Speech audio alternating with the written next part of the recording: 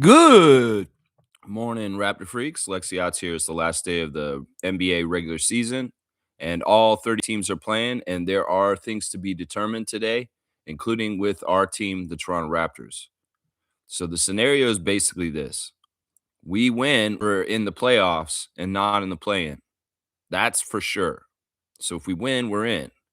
Now, if we win and Atlanta and Orlando loses, we're in the 5th seed instead of the 6th seed. So, you know, there could be some help from Boston. There could be some help in the other game too. I believe Atlanta's playing Cleveland. No, Atlanta's playing Miami. So Miami and Boston have to help us out. They need to win today, and we need to win. And then we'll play in the 5th seed, and that will be the Cavs at that point. So, we'll have to see what happens. It's not for sure that it's going to be New York, Toronto. And either way, I don't care what the outcome is because we can't really control it ourselves. So hopefully, we'll see what happens. I can't say that I care about whether we play the Cavs or the Knicks. I think that it shows weakness if we start saying, no, we don't want the Knicks. We don't want the Knicks. Stop doing that, Raptors Nation. It's the NBA. You don't necessarily get to choose who you get to play. And you got to go ahead and play whoever you play. And I think that, a lot of rhetoric around Raptors Nation is so loserish right now. They're all like, oh, we're going to lose for sure. Oh, I hate that shit. What's wrong with y'all? Root for your team. It's 0-0 and the playoffs haven't started.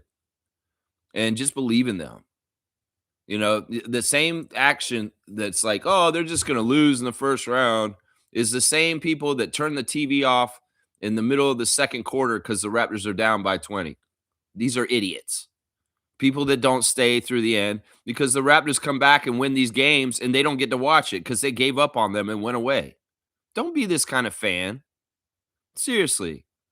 Casual idiot fan that thinks, oh, the Raptors are down by 20 in the second quarter. I might as well turn the TV off.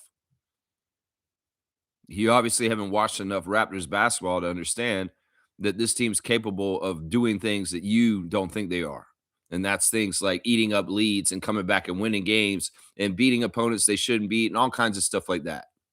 So never, ever count them out. Even if it seems like, yeah, they're not going to beat the Knicks because they beat us in the regular season 5-0.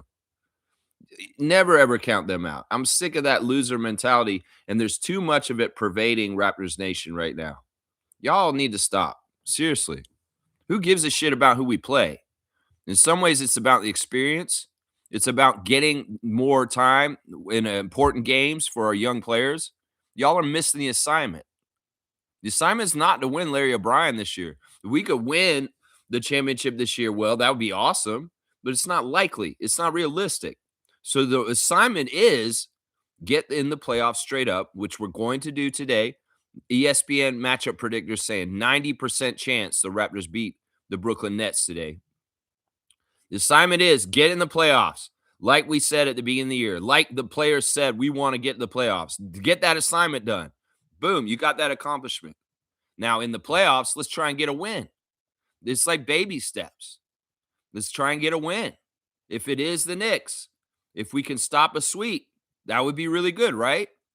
You feel real good because not only would you be getting a playoff win for these guys that are on our team that are young, but also we would be breaking that undefeated streak that the Knicks have on us the last few years. It's just like, come on, y'all. Stop looking at everything glasses half empty and start looking at the opportunity and the positives of everything involved in everything. There's just too many jaded, depressed motherfuckers out there right now. And they need to fucking get out of their own head and try and find the bright side of things. The bright side of things is we did it. We're going to make the playoffs today. And we are going to be proud because we weren't supposed to do that this season. And at some point during the season, people forgot what the assignment was and forgot where we were coming from and to get to here. And they just thought, oh, this and this and this. Y'all need to chill out and let the Raptors enjoy positive, very much accomplishment in something that we, most of the experts at the beginning of the year said we wouldn't do. And we did. So let's have a reality check here. And let's remember, we're a fan nation of pride. We have a championship in the last 10 years. We have good things happening. We have young superstars. We have good talent. We have a good coach. There's so many good things going on with our team. You can go around the league and talk to each of the 30 teams, and some of them will say, yeah, good things are happening here. But a lot of them will say bad things are happening here. So let's go ahead and be happy. We have a functionally positive, good environment team that is on the way up with lots of young talent and is on its way up in the standings. And well, we're at a certain stair step right now, but that doesn't mean we're a failure. That just means we're transitioning to go higher and higher in the NBA going forward. So let's not get all messed up on stupid stuff like, oh, no, crashing out because it might be the Knicks in the first round. Y'all need to chill out. Who cares if it's the Knicks? Let's play them. Let's compete with them. And let's kick their ass if we can. Because, not getting swept will be an accomplishment in some ways. And I'll take that in some ways. If we could beat them, hell yeah, I want to beat them. Hell yeah, I want to beat them. This is what they're wearing today. I'm rocking my Scotty jersey. They're going to be wearing the red jerseys with the black chevron for the last game of the season today against the Brooklyn Nets. So let's go ahead and get into it. I got my latest lineup news. So let's get on it right now. Yeah, there's a little bit of posturing around the league, of course, on the last day of the season with injuries and people sitting in strategic ways all over the place. And it does seem like the Nets are going to be strategic with their sitting today. All right, here's the Raptors injury report as of right now.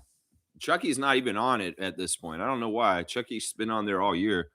Trace Jackson Davis is questionable today due to the illness he's been fighting for the last week or so. So he's questionable. He may not be playing today.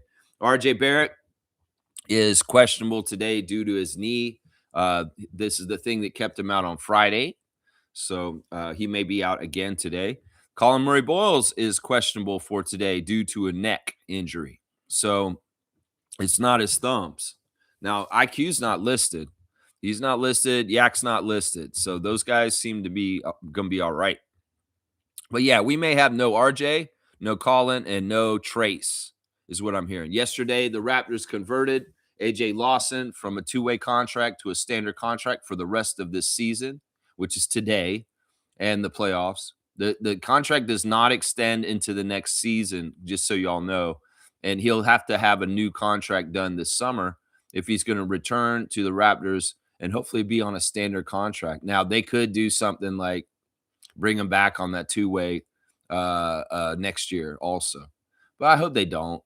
We'll just have to see how things happen. Either way, AJ is playoff eligible, and that's what we wanted yesterday.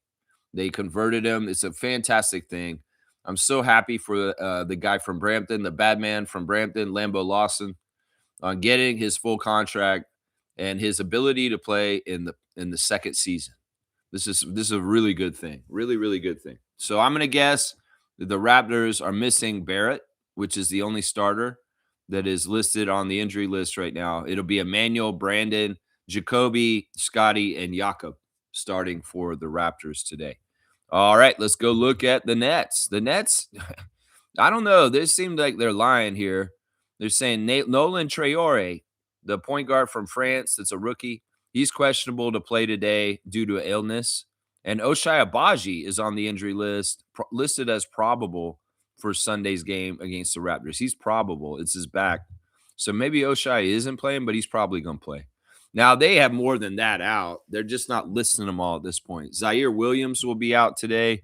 Noah Clowney will be out today. Nicholas Claxton will be out today. Terrence Mann will be out today. And Josh Minott will be out today. And Danny Wolf will be out today. So those are all players that are going to be out today. Zaire Williams, Noah Clowney, Nicholas Claxton, Terrence Mann, Josh Minott, and Danny Wolf. So who's left for the Brooklyn Nets to start and play today? Well, let's go over the last names, the names that are still here. We've got Ben Saraf, the rookie, starting at point guard probably, which he's ripe for the picking. Drake Powell is shooting guard. Oshai Abaji's likely to start at small forward. Chaney Johnson at power forward, and EJ Liddell at center. Yeah, this is a team that the Raptors have no business being anywhere close to. They need to blow them out and get this win. No ifs, ands, or buts. Off the bench, they've also got Tyson Etienne, Jalen Wilson of Kansas Jayhawks, and Malachi Smith. Yeah, they have some other guys that they've signed as G League kind of call ups that are coming in too and playing in this game. There will be a lot of G League guys kind of running around in this game for the Nets today.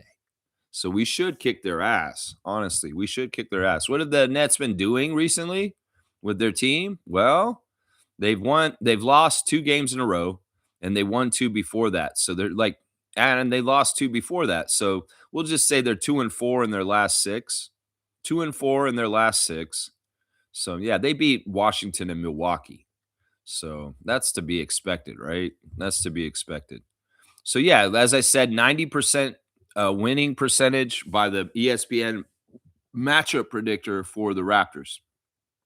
They're 90% favored. That's one of the highest percentages I've seen. You got a team that's trying to lose, and you got a team that has something to play for, and that makes sense. That makes sense. All right, let's go ahead and look at the refs, guys. This is the referees for the last game of the season. Replay center, C.J. Washington, Derek Collins, Jamal Rawls, and Carl Lane. That will be who's in the replay center. On site, we're going to have a couple of refs we've had many times this year. James Capers Jr. is going to be our crew chief once again tonight for the 7th time this season. He had 7 games with us this season. It was pretty one of the most games of any of the refs for the Raptors this year. James Capers Jr. They call him Jimmy Capers. Jimmy Capers, 31st season out of Chicago, Illinois, number 19. Yeah, he has reffed the Raptors the whole entire time they've been in existence. He reffed them in the Damon Stoudemire inaugural year all the way back. So, yeah, he's been reffing us since the beginning. His favorite movie is Malcolm X. He likes Jill Scott to listen to. His favorite book is The Greatest, My Own Story, Muhammad Ali's autobiography. He likes to eat a lobster roll on Martha's Vineyard. His favorite app is Pandora. His bucket list is to attend Wimbledon. And his hidden talent is bid whist. James Capers is the son of former NBA official James Capers Sr. Yeah, there you go. All right, so Capers, we've had him a lot this year. And in some ways, he may end up being a ref of the year for us. Honestly, he was pretty good. He's top 5 this year for sure. And we're probably going to win today. So it's going to add to this. We won 4 out of 5 games this year when James Capers was available to ref our game. We've only lost once this year when he's around. So 4-1 with the record for the season. Our record over the whole entire history of the Raptors franchise with him, not as good. We won 45% of our games over the years. Our franchise record is 47. So he's hurt us net over the 31 years. But he's favoring us today because the Nets win 44% of their games in the 31 years of James Capers Jr. So 45-44 is pretty close. It's pretty close, but we have home advantage and we have all kinds of other advantages. So 45-44 for the Raptors with Jimmy Capers. The second ref is another ref we've seen quite a bit this year. This will be the 7th game that they ref for us. And it's Ray Acosta, number 54, out in his 9th season out of Elizabeth, New Jersey. New Jersey. He likes the TV show Sopranos. He likes the movie Scarface. He listens to Michael Jackson. His favorite book is Rich Dad, Poor Dad. He'll eat anything that's Italian. His favorite app is Netflix. He wants to go to the Maldives. He wants to be in a shark tank surrounded by great white sharks in Australia. And his hidden talent is dancing. Dancing, yeah. Ray Acosta has 12 years of collegiate officiating experience with stints in Conference USA, as well as the American Athletic, Atlantic Sun, Big South, Mideastern Athletic, Southern and Sun Belt conferences. Ray Acosta officiated the NCAA tournament in 2016 in 2017. Yeah, Ray's not been a good ref to us. He's right there with Jimmy Capers. We've had him 6 times this year, and well, we lost the first 3 games that he refed us this year, but we've won the last 3. So we're even 3-3 with Ray Acosta this season. We win 46% of our games over his career, and the Nets win 48% of their games. So he favors the Nets. Yeah, would you imagine that? The ref from New Jersey has a better record in the last 9 years with the Brooklyn Nets than the Raptors. Yeah, that's bullshit. And that shows he doesn't like us. He likes the Nets though. So 46-48 for the Nets with Ray Acosta. It shouldn't be like that. The last ref is Shea Flores. They refed us recently, number 91 out of Los Angeles, number 4th season. Their favorite TV show is Stranger Things. They like to watch the movie K-pop Demon Hunters. They listen to Disclosure. Their favorite book is The Song of Achilles. Their favorite meal is tuna fries. Their favorite app is Golf Now. They would most like to visit South Korea, and they would like to walk the Camino de Santiago. Flores, the California native, has 13 years of officiating experience in college basketball with stints in the Big Sky, Big 12, Big West, Mountain West, Pac-12, West Coast, and Western Athletic Conferences. Shea Flores, we've had only a couple times this season, twice to be exact, and we won the first one. We lost the last one. I think the last one was that Boston game last Sunday. They refed in the Boston game last Sunday that we lost. So that's the last time we saw Shea. Shea, we win 56% of our games in the couple of years they've been refereeing, and the Nets win 33% of their games. So 56-33 for the Raptors with Shea Flores, the third ref today. Yeah, not a bad ref crew. I mean, Ray Acosta, I hate him. I don't like Ray Acosta at all. He's been a horrible ref to the Raptors his whole career. James Capers, I've come around on. This has been a good year of having him ref, but he has had very bad years for us too, where he is we've lost every game that he refereed. I think last year he was a bad ref for us. This year he's a good ref. So, yeah, in some ways I wouldn't like this crew normally, but I think in the situation today we're fine. James Capers Jr. will be fine. Ray Acosta is going to be a jerk, and Flores will be fine. That's the way I'm looking at the ref report for today. All right, let's go see words of wisdom with Trevor J. Work for a cause, not for applause. Live life to express, not impress. Focus on what truly matters and let your actions speak for themselves. There you go. I like that. Those are good words of wisdom. Blessing to Joe's family, all the Raptor Freak family. Trevor's saying congratulations to AJ Lawson. That's right. There was a new open gym that dropped yesterday on Terrence Ross. It was a 10-minute episode, and it's cool.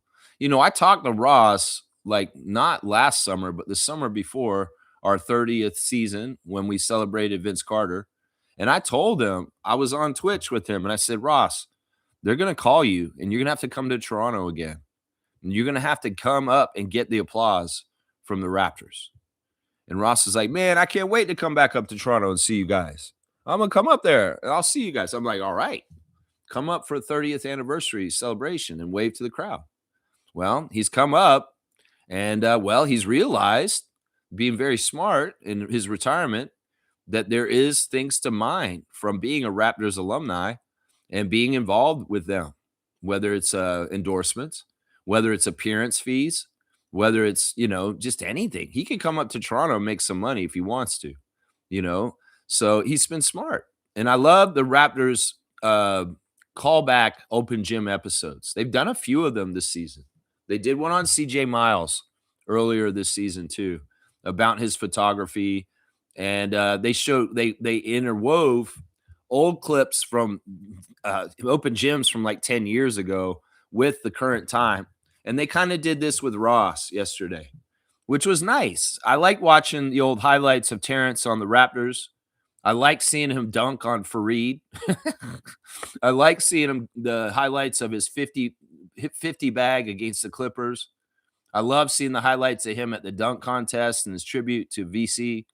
Yeah, it's a cool episode. Check it out. And Ross is open about the pain that he felt when we traded him in this episode, which sucks. I hate this. I hate this part of things. In some ways, he can understand DeMar very well with his trade because he got traded just a year or so before to get Serge Ibaka, and it's painful to him. But I like what he said in the episode as far as I've come to grips with it. And in some ways, I saw friends of mine like Kyle Lowry and Norman Powell win championships, and I was really happy for them. But also at the same time, I was sad because I should have been there. And then also, I was happy because in some ways, I feel like I do share this championship with them. And you do, Terrence. I'm going to say this right now. You know, everybody who ever put on the Raptors dinosaur jersey or red jersey or whatever, if you're from Damon's era, Vince's era, Chris Bosh's era, the era that Terrence was in with Amir Johnson and those guys, you guys all share this championship with us because y'all put our jersey on and y'all represented our city and our country and our team. And that's enough for me to say that y'all helped build up to this championship right from the start. Vincenzo Esposito and Damon Stoudemire and Jean Tabak and Oliver Miller, all y'all, you had a part in our Raptors championship in 2019 because y'all had to play and do your parts in your years for us to be on that journey to get to that point. So I would say this, all Raptors alumni, if you felt a twinge of pride and happiness when the Raptors won in 2019, that means you were a part of it because you care. Chris Bosh, fuck you. You didn't care. But the other people, yeah, they cared. Even T-Mac and Vince cared to an extent. So I'm just saying, Ross, you are a Raptors champion because you were a part of building it up to it. And I'm going to do something special as a Raptors freak and declare everybody who ever played on the Raptors is a champion because we made it in 2019. That's right. Marc Gasol is going to share his championship with Zach Randolph and Tony Allen and the Memphis Grizzlies because they never got there. And he wanted to honor his Grizzlies teammates and say, this Raptors championship I got with the Raptors is partly for you guys too. Well, we can do this then. And definitely DeMar, Jonas, and Terrence Ross are Raptors champions in my mind. That's right, CJ Miles. You too. And DeLon Wright too. That's right. All of them. All of them. That's right. Happy game day. Must win tonight. Yeah, that is not even like that is, normally we say must win. And it's like, yeah, we always say that. Every game's a must win. This one's a must win. This is a must win in practical reasons and in reality reasons and in pride reasons and in every reason that can possibly be. This is a must win. That is like an understatement. It's like silly. Sometimes when people say, oh, it's a must win, I'm like, yeah, okay. It's always a must win. Hello. But this one's a must win. This is a must win. Trevor's saying one more day till the WNBA draft. That's right. Tomorrow. Yeah. It's like, it's cool because I've decided, I'm going to cover this tempo team just like the Raptors. And there's a lot to talk about actually today because there's some things that happened with the tempo yesterday. We'll get to it. But I like this because it seems like it's dovetailing into each other real nice. Like I'm going to be wrapping up and finishing up things with the Raptors over the next month or so. And the tempo is going to jump right into that spot right afterwards, which is awesome. I'm really, really happy about it. That's right. Trevor's saying, who do you think should get the next two-way contract? I don't know. It may be AJ Lawson again. Trevor, this is not a time to think about this because they're not going to sign a two-way right now. There's no point. And they'll do it in the summer. They'll do it in the summer. They may what they'll do is this. They'll do this, Trevor. This is exactly what they're going to do with the two-way. They're going to leave it open, and they're going to dangle it in front of everybody at Summer League. They're going to say, ooh, who at Summer League wants to get a two-way with the Raptors for this season? Ooh, that's what they're going to do, Trevor. They're going to dangle it. They're going to say, this two-way's open. All y'all work hard in Las Vegas and kick some ass at Summer League. And, well, maybe we'll put this open two-way for our team on you. So it's the carrot dangling in front of the horses to motivate them is what it's going to be, Trevor J. It's what's going to be. And they'll declare whoever gets that two-way after the summer league battle. And it could be somebody like Jamison Battle. It could be somebody like Jeff Doughton Jr. It could be those kind of people that come to summer league and impress to a high level. It could be a two-way, a second round player. It could be an unsigned guy who just showed up, like Battle, that didn't get drafted. That's who it's going to be, Trevor. It's going to be somebody at summer league that goes above and beyond and earns that spot, like Jamison Battle and Jeff Doughton Jr. did in the past. That's who it's going to be. Shaq Lindsay's here. Congratulations to AJ. I hope AJ is going to take the opportunity seriously and not waste it. Most likely there will be changes in the offseason, so AJ's future will be determined during this run. Be aggressive on both ends. It will cement his future as a Toronto Raptor. This is true. There's nothing guaranteed here. Literally, he got paid a standard contract at the end of the year, and he's getting a playoff ticket. He gets to play in our playoff series. Now, how much does he play in that playoff series? We don't know, Shaq Lindsay. There could very well be a very tight rotation, and AJ Lawson's not one of the top 8 or 9 that's getting in there. So he's going to have to jump at every chance. You're exactly right. But we'll have to see how they handle this. It could very well be that, AJ Lawson's in another training camp battle in the fall to try and make the team outright as a standard player on a standard contract. So we'll just have to see. We'll just have to see. You guys are thinking ahead. I like that. But, yeah, 2 ways and the standard contracts for AJ Lawson. We're just going to have to see how it all plays out. But this will be not until the fall when we find these things out. So, yeah. Let's see what else we got going on in the chat. I see that I've come through to the other side here. Kareem Thomas, Raptor Freak family. Good morning, Kareem Thomas, RFF. It's okay to lose, but damn, winning this series is vital, especially in your own conference. Can you imagine what would happen if we didn't have the advantage in these tiebreakers? I'm paying more attention to this moving forward. Yeah, it's something that we keep tabs on all year. That's why I say stuff like we won the season series against the Hawks. We swept the Cavaliers. That stuff matters. It does matter. And we're seeing it now, especially the way this season's gone down to the wire to the last day of the season. And there's important games going on, and we're in a logjam. And it's not just one tiebreaker that matters with us right now. There's like 5 tiebreakers that have mattered in the last 2 weeks for the Raptors. That's right. Yeah, we're going to pay attention to tiebreakers and ref manipulations against us when we play Atlantic Division opponents. Yeah, we're playing an Atlantic Division opponent today. And our record against the Atlantic Division was not very good this year. I think that we won like 4 games in the Atlantic Division this year. That's 2 against the Nets and 2 against the Sixers and none against the other 2 teams. And if we win today, that'll be our 5th win in the Atlantic Division. Out of what? Like 20 games? That's pretty bad. And, well, that's by design. That's by design by the diabolical schedule makers and also by the ref hit jobs of Ed Malloy and other refs like him when they ref our games against these teams, the Knicks and the Celtics and the Sixers. That's right. That's right. Let's see. Adam Hurley's here. Good morning, Adam Hurley. Good to see you, man. Come on. Tell us why women have big asses and dudes have no ass. That's an interesting question, Adam. I mean, that's an interesting question. I don't know.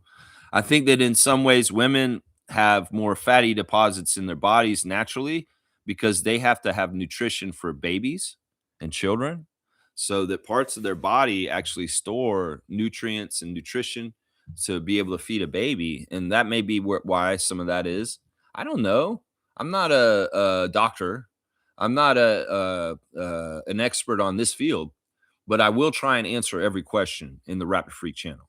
So, yeah, I think it's because of childbearing. I think it's because of childbearing and that part of your body has to be strong too to put the baby out. So you need muscles. You need muscles to I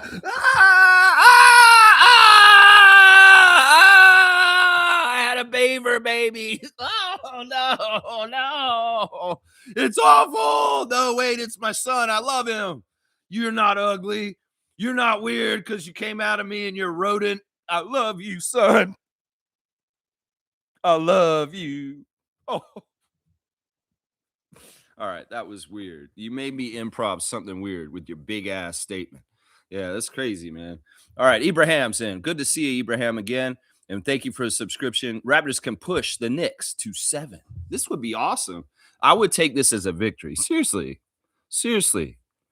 In some ways, we need to start hyping the Knicks up, the Knicks fans, and saying, if y'all don't sweep, you're a failure. We should start saying shit like that, Raptors. If we're going to face them, we need to tell them, if we get one on them, y'all are a failure because y'all swept us during the season. And if you didn't do it then, and that'll start the cracks. That'll pull the little string off the sweater. Yeah, let's pull that little string on Knicks and their psyche and say, yeah, if y'all don't sweep us, y'all aren't that good. Honestly, y'all should sweep us. For sure, y'all should sweep us. Oh, but if we beat you once, you guys need to crash out like crazy because that shouldn't have happened. We can do this. We can put this certain level. I love what Ibrahim's saying. I want this to happen. Let's push it to 7. Let's push it to 7, Raptors. Let's have Raptor pride. Let's get the games at Scotiabank. And then we'll fuck around and see if we can get one at Madison Square Garden somehow, some way. Yeah. Yeah. I like this. I like this thinking. Adam's saying Raptors can beat the Knicks. For sure. There's 2 teams on a basketball court. Either one can win. As long as the referees are giving us a fair shake and they're not trying to write the script. Yeah, any team can win. That's right. Superfan Mo's in the house. Happy Sunday morning, Monique. Good morning, Raptor Freak crew. Happy game day. Let's go, Raptors. Hope we get Cavs. Seriously, did an IG poll and 60 for Cavs, 38 for Knicks. Yeah, well, I'm not with this. I'm not ducking nobody. I ain't afraid of nobody. Fuck this shit. Y'all being afraid of the Knicks. Fuck that. I'm not afraid of the Knicks. Bring the Knicks. We're going to probably play the Knicks. So let's just not, this is stupid. Let's all act like, we really want the Cavs. We really want the Cavs. And then we get the Knicks. Oh, man. Well, stop feeling like that. Let's just fucking say we want the Knicks. Seriously. Let's just say it because it's inevitable. We probably will play the Knicks. We probably will. There's too much that has to happen today for us. The percentages are not good for us to play the Cavs. If it happens, all right, we'll get ready for the Cavs. We'll do the game previews for the Cavs. I'll scout the Cavs. But it's probably going to be the Knicks. And let's not show any cowardice and say, we don't want the Knicks. No. Who gives a fuck? We want the Knicks. Let's play the Knicks. That's what I'm saying right there, Mo. No fear. Who cares? Whoever we play, and we show up and we give our best effort and hopefully we kick some ass. That's what we want to see right there. That's right. Shaq Lindsay's saying congratulations to AJ. Oh, yeah, he wrote the same comment in again. Yeah, okay, I see. He wrote it in again because he thought it would be lost in the other one. But I kept the other one and I brought it back. Yeah. I answered that one. Superfan Mo saying congratulations, AJ. We knew it was coming. Yeah, we've been calling for it all year. I mean, maybe this is another money-saving move by Pelly and Rogers. Nobody can get converted too soon. If you do it, you have to do it the last second so that we're not spending standard contract money. You keep them on a 2-way all year. Yeah, stuff like that. That's right. Nameless is here, the Italian plumber. I like to think that your work involves bashing bricks and finding money behind them. That'd be awesome. It's like Nameless shows up for a plumbing job. He's like in the bathroom and the client's like, it's in here. And he's like, he sees like a hole in the wall and he punches it and he like grabs a bag of money out of it, like coins. And like the owner's like, what did you just do? Sorry, I'm an Italian plumber and this is what we do. Take the money. Yeah. That's right. The only thing I fear about playing the Knicks is the officiating. I know. That's what I get scared of. We can talk about that. Let's not be afraid of the Knicks. Let's be afraid of Scott Foster. I mean, seriously, this is true. What are you saying here? I mean, in some ways, I'm afraid of the league and Adam Silver and him wanting to be Vince McMahon and writing WrestleMania. Like, oh, no, we can't have the Raptors beat the Knicks. We can't write that storyline. We had to write a different storyline because he's writing storylines. You know he's trying to write storylines. That's right. Nameless is saying if the officials are not trying to railroad the Raptors to losses, we're going to beat them. I would love that. I hope it is a fair on the up and up competition, Adam Silver. Don't be doing nothing to prop up the Knicks. if we have to play them. They don't need it. Trust me. They play us one-on-one, tete-to-tete, and we just do what we do. It'll be a good enough series that way. You guys don't need to influence it with your refs or any kind of weird scheduling times, like jumping around or whatever kind of crap you might try and do. Seriously, in some ways, the diabolical schedule makers can be involved in playoff matchups, like by putting the Raptors and the Knicks at noon on Saturday for game one. It's the Raptors and the Knicks in the first round of the NBA playoffs at 10 a.m. on Saturday. Yeah, they did that shit to us a long time ago in the early DeMar College years. That we get the playoffs and they put us at like 11 a.m. versus the Brooklyn Nets. It's like, what the fuck, man? Why did they make us play the first game of the whole playoffs at like 11 a.m. on the Saturday morning? It's annoying. It is annoying. That's right. Nameless is saying, I'm not scared of the Knicks roster. I'm scared of the infrastructure of support beneath them. That's right. That's right. This is what we're talking about. That's right. We're not crazy. They got all these reporters. They got Bleacher Report. They got the NBA media machine. They got ESPN. They got all these people supporting them and talking them up and putting us down and doing it all around. Yeah, this is just par for the course in Raptors Nation. We know that this is happening because we can see it. It's very plainly in front of us in the way things are covered. That's right. Nameless is saying it's not even a fair contest when the officials are overtly favoring the Knicks. Yeah, it's not. And that's what we've seen. They've really tried to make it absolutely slam the door shut. The Knicks will beat the Raptors in all situations because we will do everything possible to make that kind of stuff happen. And you know, whether it's like having to come play them the night after we played Miami in 2 games on a overnight trip to LaGuardia on Thursday night to get there on Friday morning. Yeah. Yeah, they're going to do stuff to game it in certain ways. That's right. They're going to game it. Kareem's saying, you're right, Nameless. They are deep. But to be honest, a 6 seed taking down a 3rd seed is almost normal. Whoever we get, we're winning 3 games. I like that. Well, this is, you know, there's a couple of things we want to look at.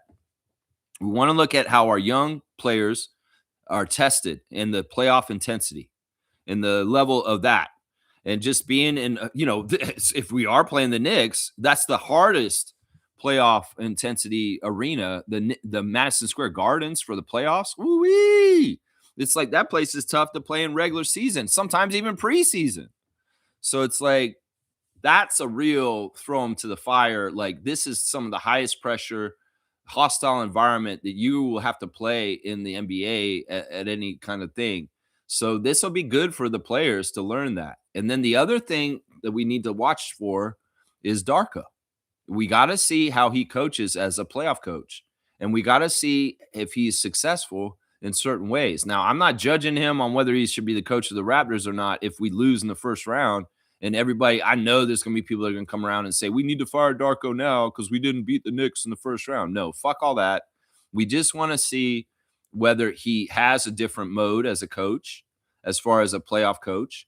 And we got to see if he can find success in a 7-game series in adjustments and doing things right. And, you know, this is a test for him to show that he's beyond a development coach and that he can be a playoff coach. So those are the 2 things I'm looking at. I'm looking at the young players on the Raptors, all of them, all the way down, getting their taste and getting in there as a nucleus in a team and finding out what the intensity of the playoffs is like, especially in a crazy environment like Madison Square Garden. And then Darko, is he going to be a good playoff coach? We're going to have to watch for this, you know? And I have the proclivity to stand up for him and speak best of him. And I'm sure I will, even if he fails in the playoffs, because there's going to be enough people talking him down. Trust me. And but we'll see. We'll see. Hopefully I'll be able to speak very glowingly of things that he's doing and be like, yeah, this is the evidence that he's a good coach, guys. And that's what I want to be able to say after this first round of playoff action. That's what I want to be able to say. That's right. Shaq Lindsay's saying, I want to see Dick today. Okay. All right. Yeah, well, you can do that maybe. Like, you know, there's mirrors. Rephrase, I would like to see Dick playing sometime. This is very likely, honestly. This is extremely likely that Jayhawk will get to face two Jayhawks on the other side, a teammate. It's kind of, I was thinking about this just in the last day or so, that this is really kind of poetic that we're playing the Nets on the last day of the season, and Ochai Agbaji is going to come back and play the last game of the season here in Toronto after getting traded from here this season. Ochai came to the Toronto Raptors kind of like Bruce Brown, kind of like, okay, this is an interesting player. Let's see how they are and see how they fit. He fit way better than Bruce Brown. He started for us many games. He was a yeoman's work as far as like trying hard, and he did develop and get better on the Raptors from when he came to us from the Jazz. And I'm proud of Oshai. Like I said, once a Raptor, always a Raptor. And I think it'll be kind of ironic and bittersweet that he's going to finish his season this year, a season where he saw the birth of his daughter, his firstborn, in Toronto. And he got married last year. And, it's just been such a life-changing time for him in Toronto while he was a Raptor. Now he's a Net. So it's going to be special. And in some ways, that'll be emotional for Agbaji, I think, today. His first time really coming back against us since we traded him this year. And I wonder if this is one of the things I was wondering: is it too soon for him to get a ovation from the PA and Herbie to say at the break, "Guys, let's welcome back former Raptor Ochai Agbaji," and give him applause? I don't think so. I think they'll probably do that today and give Agbaji an ovation. I know some people say, "Why do we do this for everybody?" Well, because look, we're proud of our alumni, and we're happy about people that really embraced our team and are positive forces from it. They come, they play for us, they get traded, they don't speak ill will, and they're like, you know what? I had a great time in Toronto. This is a great chapter of my life. I had life-changing events that happened in Toronto, some of the happiest days of my life, honestly. And this has been one of the happiest years of my life. And the Raptors and Toronto were involved in it, and now Brooklyn and the Nets. So the whole thing with Agbaji today is going to be fun. And, Raptors fans, let's celebrate him and wish him well. And, of course, he's going to have fun going against Grady. And Jalen Wilson will be there, too. Yeah. I think it's very likely Grady will get to play. We may very well see, ceremonial starts for Emmanuel and Yak, but they're not out there very long. And it may very well be that maybe they start just for stats, or maybe they don't even start, that we hear late scratches this afternoon, kind of like we heard on Friday with the Knicks game on Friday, is we may hear late scratches. And it could very well be there's going to be enough scratches that Grady Dick might even have to start. Is either he might start or he's definitely going to be one of the rotation tonight. He will be playing. I bet you money Dick will be playing today. You'll get to see your Dick. Oh, my gosh. Yeah. You think he'd be a secret weapon off the bench? Well, I mean, I don't think there's enough runway to get a rhythm and to get kind of confidence from the coach to be a valid part of a playoff rotation this playoff.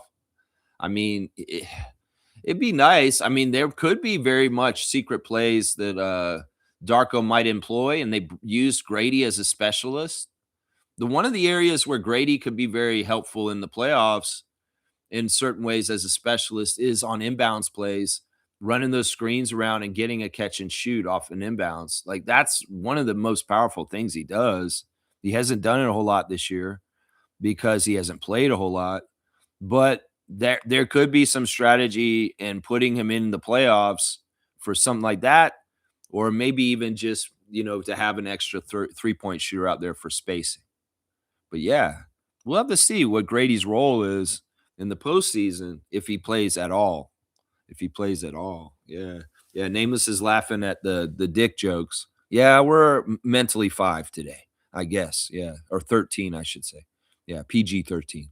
Ibrahim's saying the beauty of the playoffs is everyone 0-0 record start. That's exactly right. Man, this guy's hitting facts today, man. Ibrahim's hitting facts. Yeah, it's 0-0. That 5-0 don't count once this day's over today. Yeah. And there's been many a folly in the history of the NBA where dominated teams in the regular season, got cocky and overconfident, and then found something out in the postseason. So regular season can tell you about the matchup, And maybe, yeah, they have our number, but it's a whole other world when it goes in the playoffs. Now, the one thing that goes against this is they have more playoff experience, but we are an unknown. And who knows? Maybe playoff Scotty can become something like playoff Kawhi. That's the thing, man. If you have another gear, Scott, for the playoffs, you go ahead and do it. Same thing for you, Brandon. If you guys, any of you guys have another gear for the playoffs, like Kawhi Leonard did, you go ahead and do it, please, because I want to see it. I want to see what levels y'all can get to. That's right. Monique saying Marina Mabry, Marina, expansion draft video just dropped. Yeah, it's all official. And it seems like everybody's very happy to be coming to Toronto as Tempo players. It's all official. And Doug Smith is trying to say that Marina's the first Tempo player under contract. That's not true, Doug. They signed Lexi Held to a contract 3 days before they signed Marina Mabry. So you don't go around touting that Marina Mabry is the first ever Toronto Tempo, because it's not true, Doug. And I'll fact check you on this, Toronto Star. So, pay attention. The Tempo signed 3 players on Wednesday, and they signed Marina Mabry yesterday. So pay attention, Doug. If you're not, I know the WNBA, just like me, isn't your forte. But yeah, pay attention, Doug. They signed everybody yesterday. It's awesome. And a lot of them started showing up. We see Leah Nye taking pictures of the CN Tower. We've seen Niara Sabali, walking around downtown. She kind of went to a grocery store and she was like kind of freaking out about the prices. We're going to have to tell these young women they're going to play for the Toronto Tempo. Watch out. You're going to need some PR skills with dealing with Canada. In some ways, it is a foreign country and it's different than what y'all think. But you can step in it just like Raptors in the past if you're not careful with how you go about your PR. So, Teresa, you're going to need to teach the new Tempo players how to deal with Canadian-American relations and not step into it with unnecessary controversy because they said something that we may be sensitive to. And, I would say this to Niara Sabali. Grocery prices are high all around, not just here in Canada. And you can blame Donald Trump, okay? So don't blame anybody else. You're going to blame people for grocery prices and the fact that you can only get a certain amount of items for $170 Canadian. Well, blame Donald Trump. That's the best place to start with the blame. And, it's sure, conversion rates can be confusing and all this kind of stuff. But it's exciting to see the women of the Tempo starting to show up here. And in fact, we got to do a birthday real quick because one of them's birthday is today, guys. Happy birthday to Nina Milic. She's has her birthday today. She has turned 32 as of today. The Fenerbahce champion just recently won the Turkish Women's Basketball League for like the 4th time in a row, guys. Well, actually, it's 3 times in a row they've won. They've won 3 times in a row, 2024, 2025, 2026. She's a 2-time Turkish Cup champion. She's a Turkish Super Cup champion. She's Triple Crown champion. She's a FIBA Europe Super Cup women's champion. Yeah, and a EuroLeague champion in 2024. So happy birthday to Nina Milic, who's never played in the WNBA, guys. She's one of these players that they've wanted her. Oh, wait, she did play in the WNBA. Never mind. She played for the Lynx a long time ago, like 3 seasons ago. So she's played 2 years on the Lynx. She's the other one, Conde. She's the one who hasn't played in the WNBA. But either way, Milic is coming. She signed the training camp contract, and she's on her way to come to Toronto to play alongside her teammate on Fenerbahce, Julie Alamand. So, yeah, we're going to have 2 of those champions from Turkey Women's League showing up, and one of them's birthday's today. Happy 32nd birthday, Nina Milic. Yeah, I bet you she knows Darko, and that they may be buddies because of their country and where they're from. So, yeah, happy birthday. Yeah, Marina has embraced being a Toronto Tempo, Marina Mabry, and we like that. In fact, we've got the Jersey girls. That's what our motif is. They have the same agent, and they both signed together, and it seems like it's a pair together between Sykes and Mabry. And, they're going to be a $1 million backcourt for the Toronto Tempo. Some people are questioning, why did we get Sykes if we already had Alamand? But I mean, we want different looks at that guard, and I'm sure we can play them both at the same time. In some ways, I would say that Sykes could play small forward. She's a very interesting player as far as like her versatility. I know that technically she's been playing point guard for the Storm in recent years, but you could really slot her at small forward because she's so quick, and you could put Alamon at the true point guard and Mabry at the shooting guard, or you could put Sykes at the shooting guard and Mabry at the small forward. So there's some versatility there. Yesterday, the Toronto Tempo signed Shakira Austin to a qualifying offer, a restricted free agent. The Washington Mystics have 2 days to match the offer of the Tempo. So Austin is not officially a Tempo player, guys. So don't get overjoyed about this yet, because she's not on our team yet. She has to clear the offer sheet with the Mystics. The Mystics have the right to pay the same amount that we offered her, and she will stay a Mystic. So let's not count our chickens before they're hatched. Shakira Austin has been signed to the Raptors, to the Tempo on a restricted contract, but the rights are restricted, and the Mystics have the right to match it and keep her and not let us have her. She's a good player. She's a big center that would be added to our bolstering of our front court. And that is an area where we still need to shore up. Now, I still think that there's an outside chance that the Toronto Temple might be able to get Emma Miesemann. And that would be smart because she's very close with Julie Alamon and also with Nina Milic, because she was on that Fenerbahce team that just won the championship too.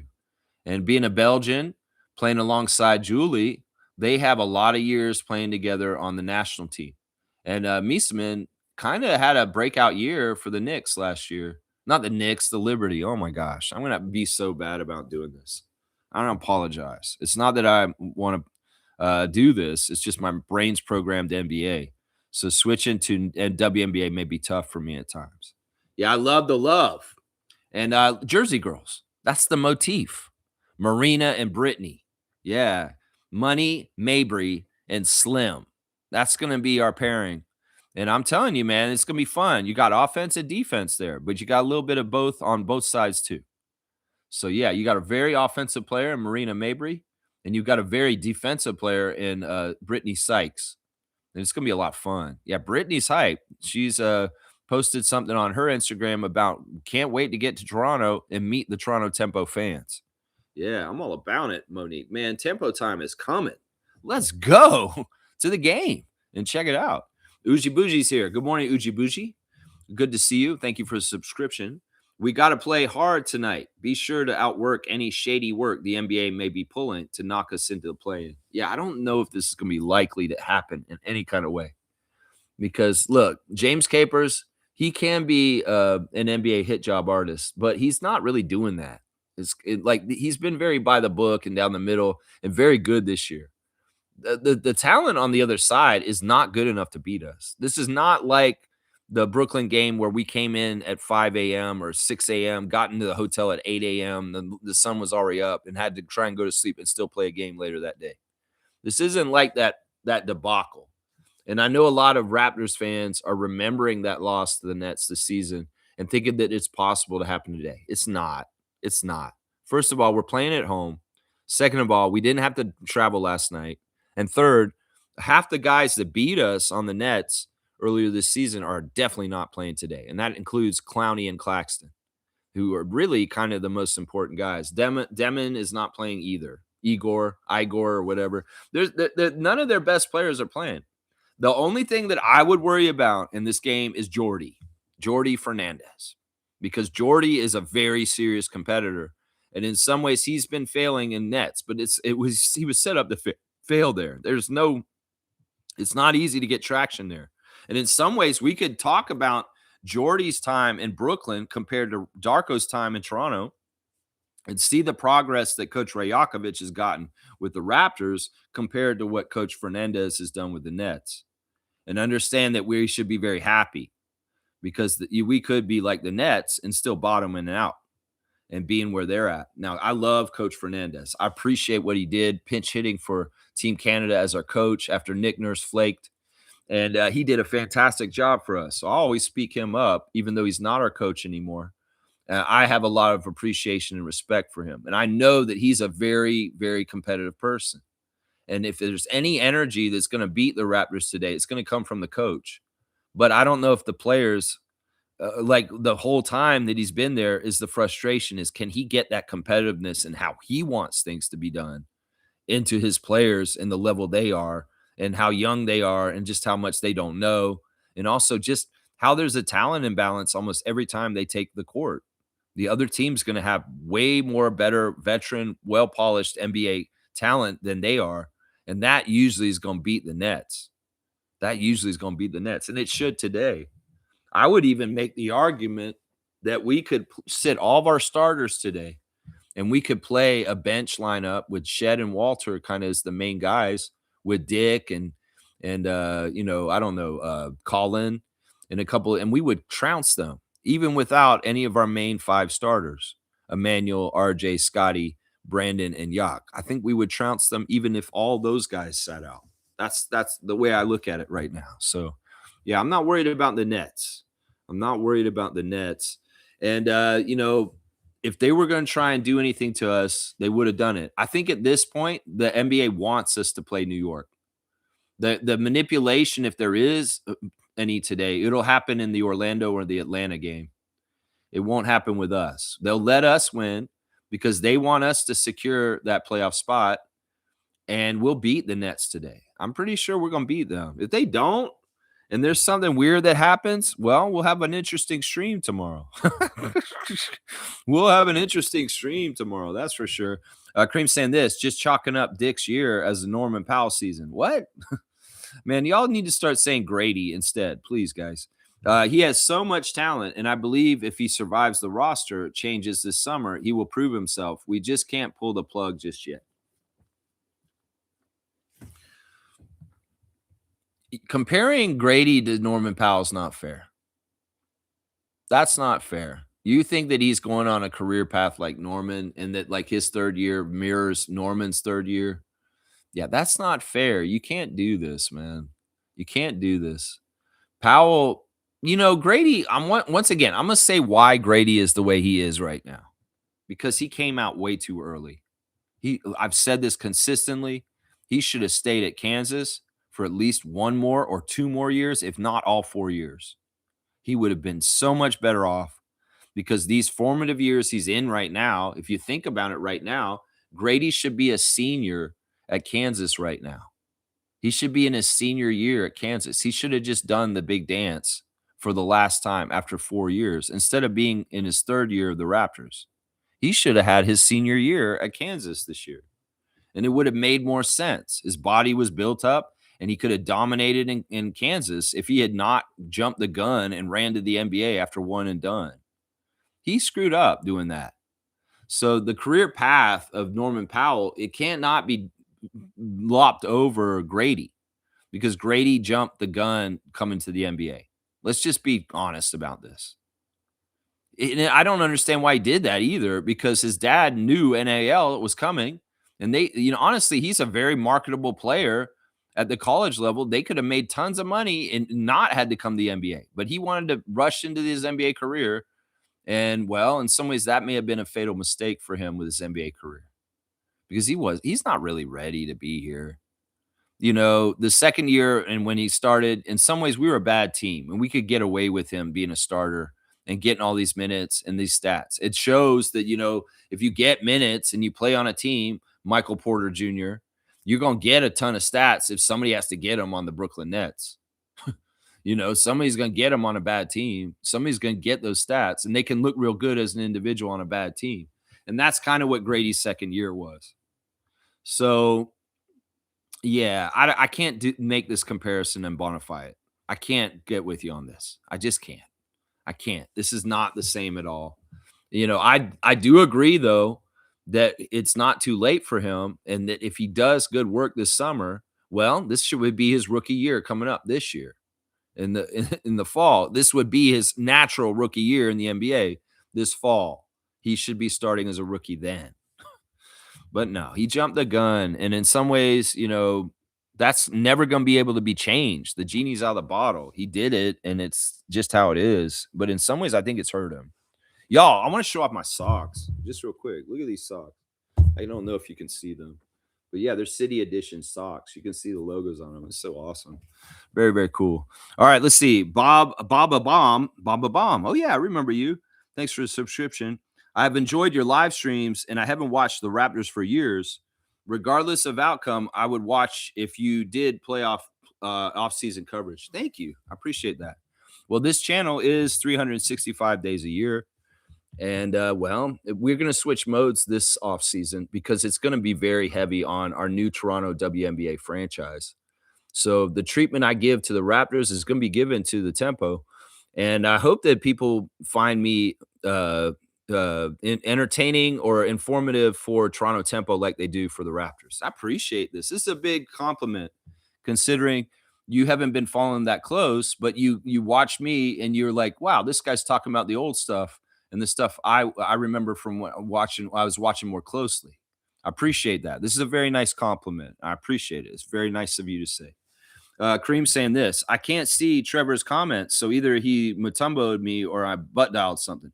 No, I messed up the stream twice before I came on. It had no volume. The mic wasn't registering. So Trevor's comments were on another stream that I kept so that I could still read the comments that were written in. It's the classic Lex gets on and he starts the stream and it's like this.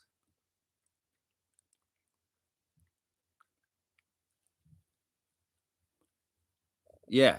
And that's no good. You guys can't hear me, so I have to restart the stream. So I that's what it is. Shaq Lindsay saying Dick needs to be the first man off the bench. This game might get his confidence going. I like that.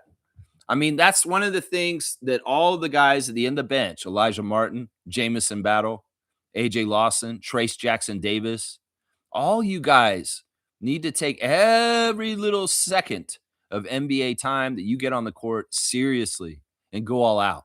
I mean, this is the way it used to be in the NBA. These guys are so hungry because they're at the end of the bench and they're like the 15th or 14th guy on the roster and they don't get no daylight on playing time. So they're like hungry dogs trying to go after a steak the way that they go after their minutes. I mean, that's the way it always used to be in the NBA. But now it seems like the Raptors bring in these guys for garbage time and they're just cardio merchants. They're not trying to go all out. They're not trying to this. I don't like this whole idea of the gentlemanly thing is to dribble the clock out. I hate that shit. That did not used to exist. It used to be that you play all the way to the end of the fourth quarter till 0-0. Because honestly, you're wasting the last minute of the game just dribbling and then turning the ball over, give the other team. And then they're like, well, we expect you to do it too. Fuck that. What if I want to go get a dunk because I need points? Like, seriously, I hate this new trend. This is new. This is not something that was in the NBA up until like a couple of years ago. I hate this shit. There's time on the clock. People paid money with their tickets. They didn't pay to see some people dribble a ball for the last minute of the game. I don't care what the score is. And I don't care if you guys have decided, oh, we're all going to quit. Somebody, what if one of those 10 people that are on the court don't want to quit? And they want to go get a three-pointer real quick. They should be allowed to do that. Then there wouldn't be any of this confusion with Tristan Thompson last year and all this bullshit. Play out all the way to the last second. I'm sick of this shit. And this dribble to finish it out, and everybody's code is supposed to be, no, we're not trying now, so stop, or you're going to piss people off. What the fuck? These guys sit on the bench all year. They don't get a lot of scoring opportunities. That minute is very valuable, and they could be adding to their points per game average. This was never a thing until recently. All the way back. I can think back to the 80s, the 90s, the 2000s. People would be trying all the way until the last second because they wanted to get their points while they could because they barely ever played. So I hate this new trend. And whoever started this, let's dribble it out to finish the game in an honorable way is stupid. Stop doing that. Play all the way until the 0-0. And don't get mad at somebody if they want to compete right up until the last 0-0. Because look, these guys can't develop or get anywhere from garbage time or being at the end of the bench if they can't showcase what they can do. And y'all are going to put them in at the 2 minutes mark to go in.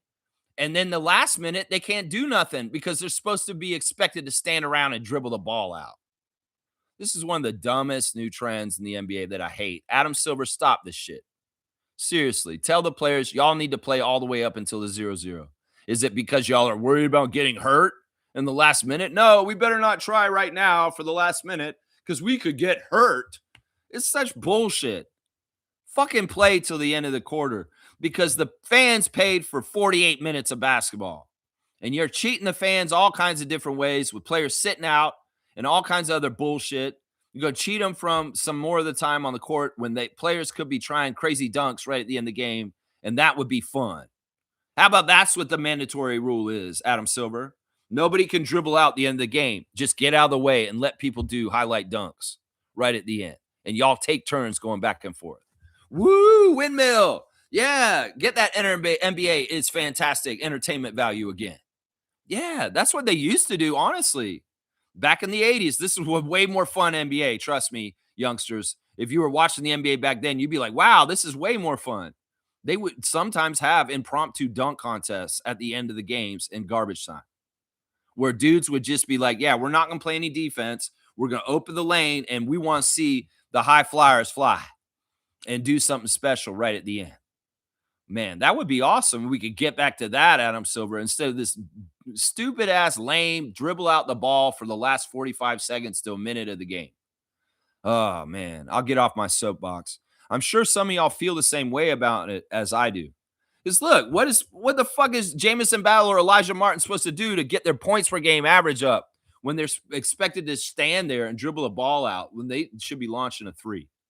Seriously, it's messed up, man. I don't like that. I don't like that. G's saying, let's go Raptors. You got this. Yeah, I believe in them. I believe in them. I think they got it too. Smooth saying, hoping for a W in an Atlanta L. I want no part of New York. And the weird thing is that isn't even enough because there's some sort of weird convoluted bullshit that if the Magic have the same record as all of us, the tiebreaker goes from the season series between us and them because if the Magic, the Hawks, and us have the same record after today, the tiebreaker is not by records. It's by who won their division. So in that case, even though we beat Orlando and had their record, a better record over them, they would give them the playoff seed because they won their division, the Southeast Division. And it's only because there's a three-way tie. If it's a two-way tie, well, we beat the tiebreaker against both those teams.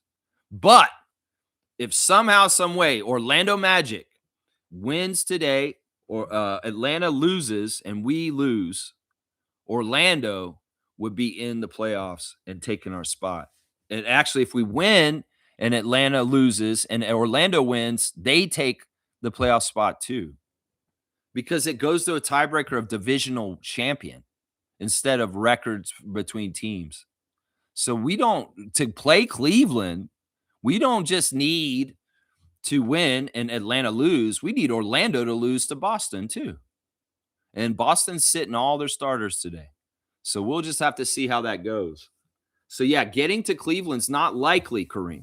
Let's just put it that way. Get used to the fact we're playing the Knicks, okay? And stop thinking, oh, if that would be great if we could get Cleveland and stuff like that. No, we don't want to duck nobody. We want to go head first into whoever we're getting. And y'all spending all this energy saying, we don't want the Knicks. We don't want the Knicks. Stop that. It's cowardly. Just say we're going to take the fate that we get. And because us getting the Cavs is going to take three different outcomes happening today. Us winning, Atlanta losing, and Orlando losing. All three of those have to happen, not just those two. Not just those two. That's right. Shaq Lindsay's saying, I'm telling you, if Dick doesn't perform during this run, say bye-bye to Grady. I don't know. We'll see. We'll see. He's under contract, and I think that the Raptors will give him one more year this year coming up after this year to try and get established back as a good NBA player again. I think they will. I think they will. They'll give him another year, and he'll have to take every advantage and try and really show. Once again, the important time is off season for Grady. He's got to find his three-point shot back. If he doesn't do that, he's in trouble. He's in trouble. Yeah, Nameless is saying this is game 7 of the Raptors season. No, that was like in November, game 7 of the Raptors season. It was like near the just after Halloween. This is like a game 7? No, this is the Nets, and they're a G League team today, and we should wipe the floor with them. We should wipe the floor. We should have a lot of fun watching this game today, guys. And it should be a very no pressure kind of game. And we should just kick their ass and enjoy a victory for the Raptors on the last day of the season. 46 wins for the season is what we're going to see. Yeah. Shaq Lindsay's saying the Raptors are going to move on from him. If it's the Knicks, well, let's see. Yeah, it's probably the Knicks. I'm going to tell you guys right now, I think it's like 80% chance it's going to be the Knicks, maybe even 90% chance. So let's just get used to it and just be like, yeah, I'm ready for it. We're not shying from y'all. We're not scared of you. We're coming. We're gonna play y'all in New York. That's right. Yeah. Let's see. Nameless is saying, in my opinion, this is an opportunity for Scotty to show us what kind of leader and franchise player he can be. For sure. For sure. For sure. This is true. This is absolutely true. Yeah, we need that to happen for sure. All right, let me see. Why did that just jump? Why did that just jump? Okay, I gotta find my spot, guys. I apologize. No, no, no, no, no, no, no, no, no, no, no. Okay, yeah, that's where I am right there. I want to see Scotty put this effing team on his back tonight and will us to a victory. It doesn't matter about today. And honestly, I don't care what Scott does today. This game today is a junior game. This might as well be a G League game. And we could actually afford to play heavy minutes on AJ Lawson, Elijah Martin, Grady Dick, and Jamison Battle today. And we probably will still win very, very much so. I mean, I'll bet you Darko will approach it this way. He'll play the healthy starters that he has for the parts of the game where it's competitive. And as soon as we have blown them out, it's going to be heavy, heavy time for the Raptors to play their end of the bench. And there'll be a lot of time out there for Grady then. That's what I think is going to happen today. Yeah, we only go as far as Scotty takes us. I agree with that. He's not as necessary today. If Scotty comes out and lays an egg, that will be extremely telling about his psychological fortitude. Well, we'll see next weekend when the playoffs start, and not now, and not in this week, because hopefully we're avoiding the play-in. Very much that's the most important thing to do today, is to win so that we're in the playoffs for sure, because that is for sure. If we win today, we're a playoff team. We're not a play-in team. So that's what we're playing for right there. Let's see. Mo's saying DeMar DeRozan was celebrated last night by the Kings for moving on up. Yeah, once again, I touched on this yesterday. The debate around DeMar DeRozan and his place in all-time scorers in the history of the NBA needs to be honored and needs to be respected. And I'm sick of idiots, Johnny-come-lately analytics fans that over-important stats or just over-important certain accomplishments and don't understand the realm of accomplishments that can be from longevity and consistency and a long career where they accumulated this many points. In some ways, it's a joke that somebody who did nothing in their life, was sat behind a computer and looked at numbers, is putting down a man who played almost 20 years in the league, who has consistently shown up health-wise and worked so hard for the whole entire career. It's just a joke, and it's sad. And honestly, I wish more people would come out in support of DeMar and tell jabroni fans that are saying stupid shit right now just how stupid they are and calling them out. Seriously. The stuff with DeMar this past week has been so ugly and stupid. And in some ways, I wish DeMar hadn't stooped to the level of talking to this guy and even replying to him, because he didn't deserve your attention, honestly. And this thing's kind of blown up bigger than it should be. And honestly, he doesn't deserve this in any kind of way. We will celebrate him and treat him the right way. Part of it is because a bulk of his career was in Toronto. And part of it is that he has such a strong connection to Canada. And part of it is that the NBA hates us and they will poo-poo people that are associated with us. And I think that this is what's manifesting here, is that you've got an analytics idiot named Carson who's overlooking a lot of stuff, partly because he probably discounts DeMar because of his Raptors history. and that his time and points here don't count as much, maybe because he looks at conversion rates and thinking the difference between USA and Canada. Either way, respect should be given to DeMar, and I appreciate the Sacramento Kings organization for showing respect to DeMar. That's right. Yeah. Nameless is saying being trapped in a cell is a lonely, lonely place, Scott. Can you handle it? What are you talking about? Why are you saying this, man? What are you doing, Nameless? You go off in weird places, man. Josh Monroe saying this: getting one win in the playoffs will require the team to be sound on defense and have to know how they will get offense getting the basketball quickly moving has to be the goal. You know, where we are right now as a franchise is similar to where we were around 2014, something like that, maybe 2013. You know, there's going to be first round exits. There's going to be stuff that happens where we fail out of the playoffs. And, LeBronto and Cleveland and LeBron, those kind of things, we may be facing a situation where we're going to go against an opponent that we're not having any chance to beat. And, winning one game of the series would actually be a huge accomplishment. So, we want to get these guys their first playoff win. Scotty won playoff games against the Sixers in his rookie year, but only a couple. And this one, we want to get another win, at least, if not 2 wins, if not 3. We can keep going from there. We take it baby steps. And I think one of the first accomplishments is to end the streak that the Knicks have against us and get at least 1 win in the opening round. And that, in some ways, it's how you put your expectations. Some people are going to expect this and that. But if we really look at this with clear eyes and really analyze the situation, what does success look like for the Raptors in this situation, Raptors fans? What does it look like? Is it ending a 3.5-year streak that the Knicks have over us? Yeah, that's successful. That's successful. And doing it in the playoffs in a high-intensity, pressurized scenario? Yeah. Then that's what I want to see. Kaloy's saying, hey, Brandon, if you're watching, please know that this playoff run can be your ticket to greatness. Everyone knows you are a hooper, but it's time to take it to the next level. I love this. Kaloy is directly addressing the notorious BI3 because we think that he might have been watching us somehow, some way. If you are, Brandon, we love you, man. And we want you to be the best Ingram that you can be, man. And, well, this is true. Kawhi Leonard legendarily in his 1 year with the Raptors had another mode in the playoffs, and he really put into it and did it.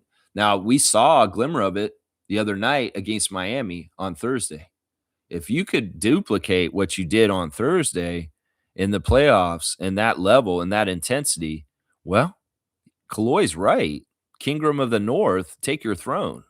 You will become a legend, and you will become one of the greats of the Toronto Raptors franchise, and people will look at you like Vince Carter, Chris Bosh, Kawhi Leonard as being – I shouldn't have said Chris Bosh. I could say Vince and Kawhi, Kyle Lowry, DeMar DeRozan, Fred VanVleet, Pascal Siakam. You want to be in that kind of category, Brandon. You got to bring us success to the country and the city and the team. And if you have a playoff mode like Kawhi Leonard that you can switch into and go to a whole other level of dominance and just excellence and execution, Bret Hart, you go ahead and do it. That's what we want. That's what we want right there. That's right. That's right. Uji Bougie likes the Justin Bieber the birthing of Beaver. The birthing of Beaver. I just had a beaver come out my beaver. This prop has been so fun over the years. I mean, listen, all right, people that have been watching me for a long time, Justin Bieber used to be on the show all the time. In fact, I was a little worried that people are going to watch my show too much and they're going to see this beaver show up and they're going to be like, what the fuck is this YouTube channel? But yeah, we do have a puppet son on this channel that shows up sometimes, and this is him, Justin Bieber. Justin,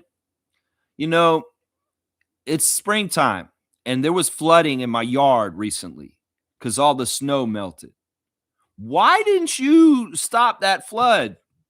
You know that it was like right outside the house, and I had a friend try to come over one day, and they couldn't even get in the house. She had a hard time because there was a moat around the house. Why did you build the dams the way you did this year? because you surround the whole house. Are you like worried about something? You're trying to build protection for us? Is there dragons out there? I mean, why didn't you direct the water around the house like you did this year? I've been wanting to ask you about this because my friend Angela couldn't come over because the moat. Why did you build the water to do this, bro? Seriously. All right, listen, I know you're not going to say nothing. You're a beaver.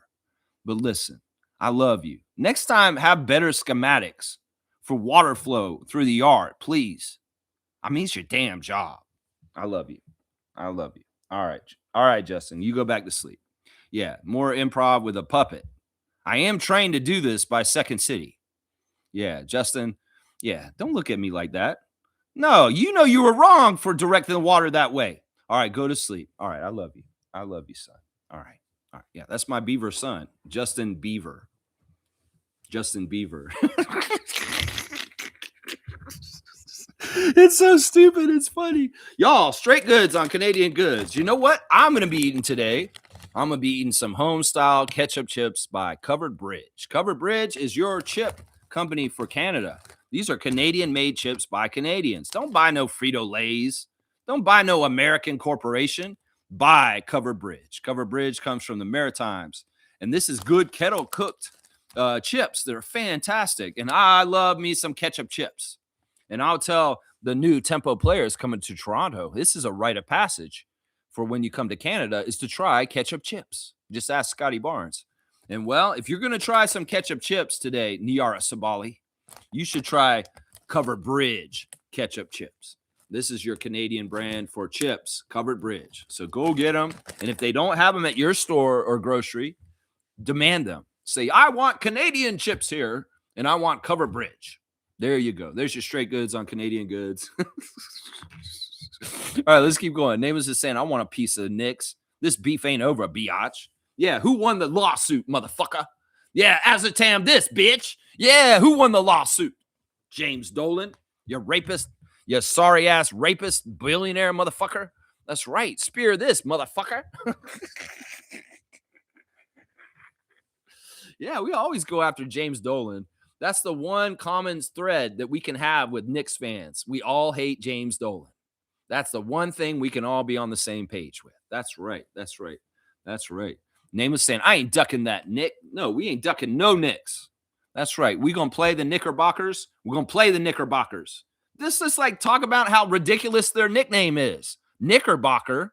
What the fuck is that? There's a pair of pants. Oh, I see that you're playing the New York Pants. That's the fucking name of their team is the New York Knickerbockers. Like they wearing pants. That's what the Knickerbocker is. It's pants, y'all. Just so y'all know. Kaz is saying this, dunk for Lex, spot on Pele impersonation. I'm trying to do him. I mean, I make him sound like Vince McMahon kind of when he's being really evil. Because I feel like that's what these evil guys do sometimes. They want to put some gravelly, chortly, gross shit in their phlegm and their voice. And like, I'm such a piece of shit, asshole. You're going to hate me. I'm Keith Belly. I fired Masai. Have a great weekend. I hope I didn't ruin your weekend. It's got to be really like gross sounding. That's how you do Keith Pelly. If y'all want to try and do the Keith Pelly impersonation, just put extra phlegm in your voice and just go like Animal and Hawk from the Road Warriors. Like Hawk, oh, what a rush. Oh, what a rush. What are you going to say, Animal? That's right, Hawk. We're going to go out there and we're going to kick the shit out of the Rock and Roll Express. Yeah, Ricky Morton. You think you're hurting now? We're going to put a spike in your eye. Road Warrior style. What a rush. Man, don't get me started on some old school wrestling impersonations. Woo-wee. Oh, yeah. All right, let's keep going. Kareem Thomas is saying this. It doesn't matter who we face, Knicks or Cavs. That's right. That's the right attitude. Either way, once we win the series, the kingdom will completely crash. Both them franchises, but all their eggs in one basket. Happy Easter to my Orthodox peeps. There you go. Okay, that's cool. So he tied that in with saying a happy Easter to Orthodox Easter today. That's fantastic, Kareem. Look at you. Two birds with one stone. I like what you're saying here. Trevor J saying playoff basketball is very different to regular season basketball. Any team can beat you in a playoff series, so don't be a chicken and run. I love this. Trevor's exactly right. We ain't ducking nobody. We ain't chickens. We ain't ducks. We ain't fowl. We ain't poultry. Yeah, no ducking and no chickening. That's right. That's right, Trevor. That's right. Anything can happen in the second season. That's right. Anything can happen. That's right. Kaloy saying, I love Jack, but when he scolds the Raptors for complaining about the fouls, it makes me cringe as everyone can see that the Knicks get a different whistle. Yeah, that annoys me too sometimes. And sometimes I worry that like our announcers are upholding the sanctity of the NBA and the referees' respect. In some ways, they can't say too much. Now, in years past, the Raptors announcers have been very critical and called out bad calls by the refs, and they do that. But I think there's been a bit of a correction in some ways where announcers are not supposed to criticize the refs too heavily because it's become such a bad thing where people think the refs are so bad. So I'll bet you there's NBA memos that go out to announce teams for all NBA teams that said, try and not like point out everything the refs do wrong and maybe not degrade them and kind of like push that they are some of the best refs in the world and they're doing this and doing that.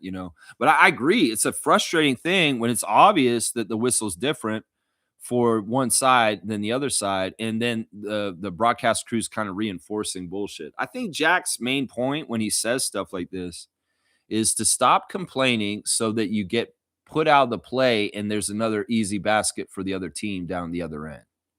That's the big thing when he's talking about this, and it is true. It's like, look, you can't complain to the refs. You can't complain to them and waste time trying to plead your case when you know they're not going to call it. They're going to do it the way that they're going to do it. So, and then you make it 10 times worse because you didn't get back on your defensive assignment and they're scoring. So I think that's the brunt of what Jack is trying to say, and he may agree that the call's bad, but it's not going to do any good because the call is the call. And to stand there and just yell at the ref or wait or do whatever you're trying to do to get the call, and then they're 4-on-5 down the other court, that's no good. That's no good. That is no good. That's right.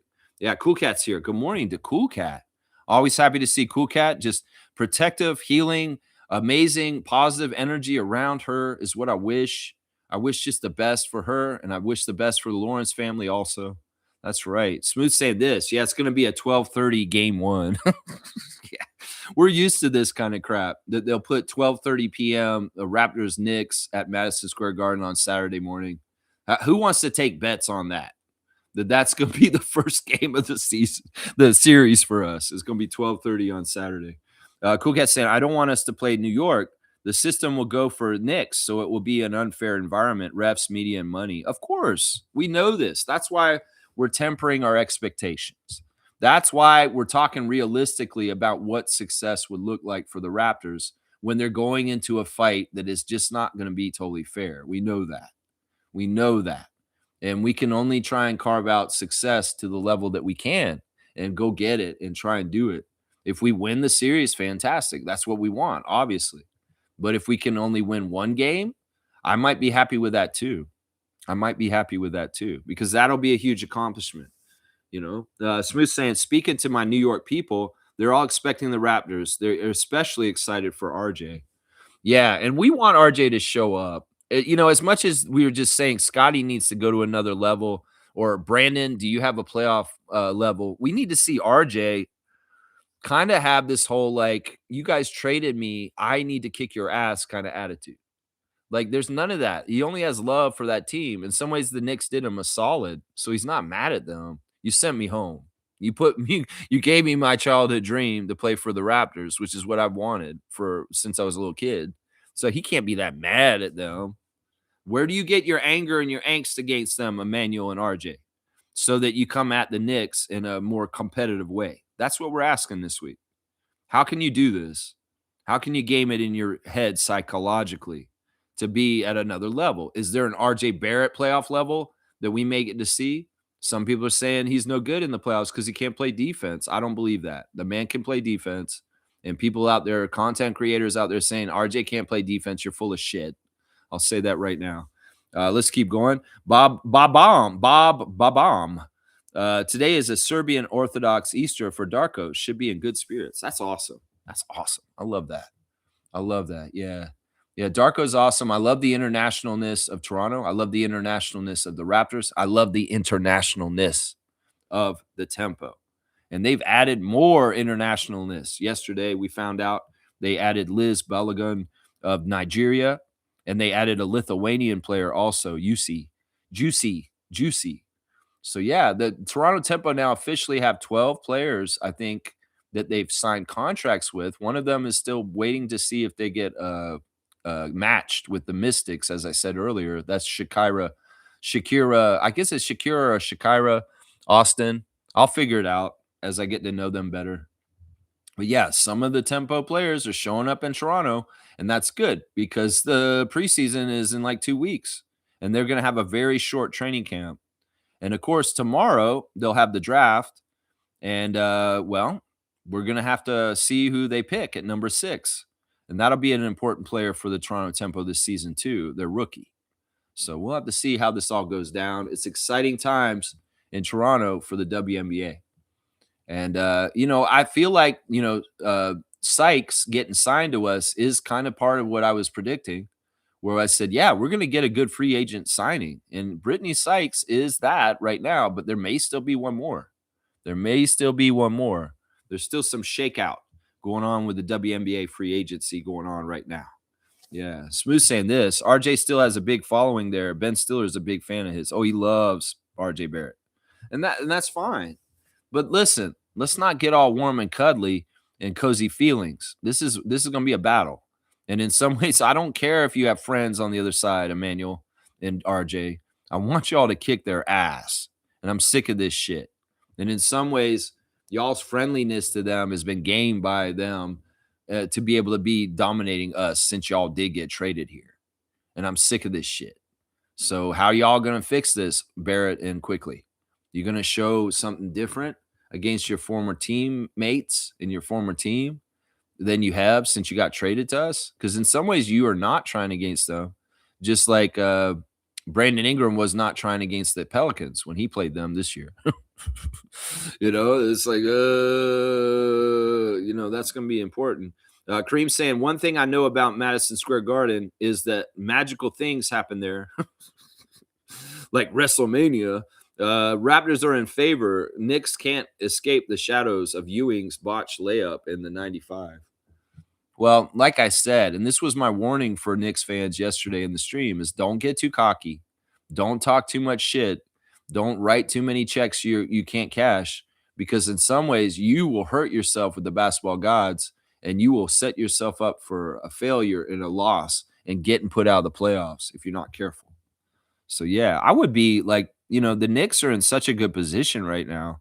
I would be so cautious of this right now. If I was Knicks fans, I would be shutting up and I'd be like, I don't want to ruin this. I know in the past I got too braggadocio. I know that I got too cocky, and then they failed and I felt miserable afterwards. Y'all need to protect your egg, Knicks Nation, and try not to crack it with being assholes, because that's some ways it's like there are powers out there that you don't even understand, and they have to do with karma. They have to do with goodness in the world, and evil people and villains, they get their just desserts coming back around at them somehow, some way. And if y'all are going to act like villains and act like assholes, you're going to get your just desserts. The teams that win, I could look at some of the last champions that have won the NBA championship, Denver, Oklahoma City, Milwaukee. These are all fan bases of humble, nice people. These are like down homey people that care for their team. Now, Nuggets fans have gotten worse since they won the championship, but Thunder fans and Bucks fans, in a lot of ways, are happy, nice people that kind of deserve to win championships. Y'all don't deserve to win a championship the way y'all act. And that's part of what gets in y'all's way, and you don't even realize it. I understand, because it's the same thing that gets in the way of the Maple Leafs here in Toronto. In some ways, y'all don't deserve it because y'all act so poorly as a fan nation. So that's what I would say. The Nuggets fan nation got that payoff finally, and then they turned into jerks. The Bucks fans finally got that payoff again, and they deserved it. And the Oklahoma City fans got it last year, and they deserved it. So, in some ways, that's it. Celtics fans get this better than Knicks fans because they are kind of quiet and humble in certain ways now that they weren't a few years back because they realize kind of just going with their excellence and shutting up and not being cocky and kind of going other places is working for them and what they've been doing with Tatum and Brown. So Knicks fans haven't figured this out yet. Celtics fans have and they've kind of quieted out and they're not being as crazy. And maybe I just don't see it. There probably are areas where the Celtics fans are absolute assholes. But you don't want to mess with that karma. You don't want to mess with the natural forces out there that may help or hurt you, maybe with the bounce of a ball or any kind of thing, because y'all acted like assholes and you're getting paid back for it. Because that's something y'all don't get in New York. You really don't, Knicks fans. And that's part of the reason why y'all have failed for 50 years and have not won a championship in that long. That's part of it right there. We're going to be better than people think. That's the Pope of positivity, and that's my guy. And I believe in what he's saying too. We're going to be better than people think. I agree with this. I think that's right. In some ways, they expect us to crash out and just get swept, right? I think we're going to be better than that. I think Jimmy's right.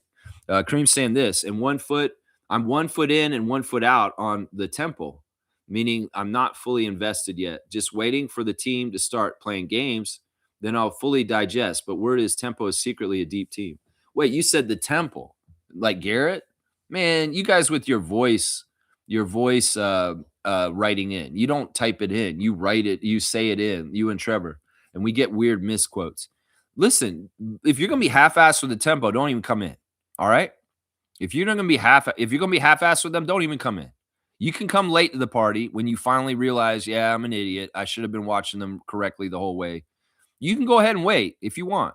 That's fine. That's your right, Kareem. But you won't be able to say you're original Tempo fan if you're not 100% behind them. So come on, man. Some of you guys in Raptor Freak family have told me, yeah, I don't know if I'm going to get into the Tempo. I don't know if I'm going to do it. I'm going to say, yeah, you guys are idiots. You know you're going to. So don't even be on the fence. You guys are not going to be able to stay away from this because it's Toronto. It's our city. And it's another team for us to root for. And not only that, it's basketball. And we love basketball. And, well, the Raptors are going to be done. It's going to be a long offseason. Usually in the offseason, we get basketball Jones, where we're jonesing for basketball. But not this year because we got the Tempo. So, Kareem, you can go ahead and be wishy-washy about whether you're going to get behind the Tempo or not. I say just shut up and do it. If you don't do it now, well, I'm going to remember this. And I'm going to say Kareem's not an original Tempo fan. He wasn't with them from the start. He was wishy-washy. And then he became a Tempo fan like halfway through the first season. So, yeah, no, we're not going to do this. You need to support them right away. That's what I'm saying right now. If you don't, that's fine. That's your right. If you don't want to, you don't have to. But don't come back around and say you're original Tempo fan because you didn't at the beginning. Kaz is saying, if we can steal Shakira Austin, I will go crazy. Well, it's likely we will. I mean, have we heard anything yet? Let me go look at breaking news. Have we heard anything yet from the Washington Mystics on this right now yet? Let me see. They're not talking about it yet. Oh, wow. Okay, they did sign somebody just now, 13 minutes ago.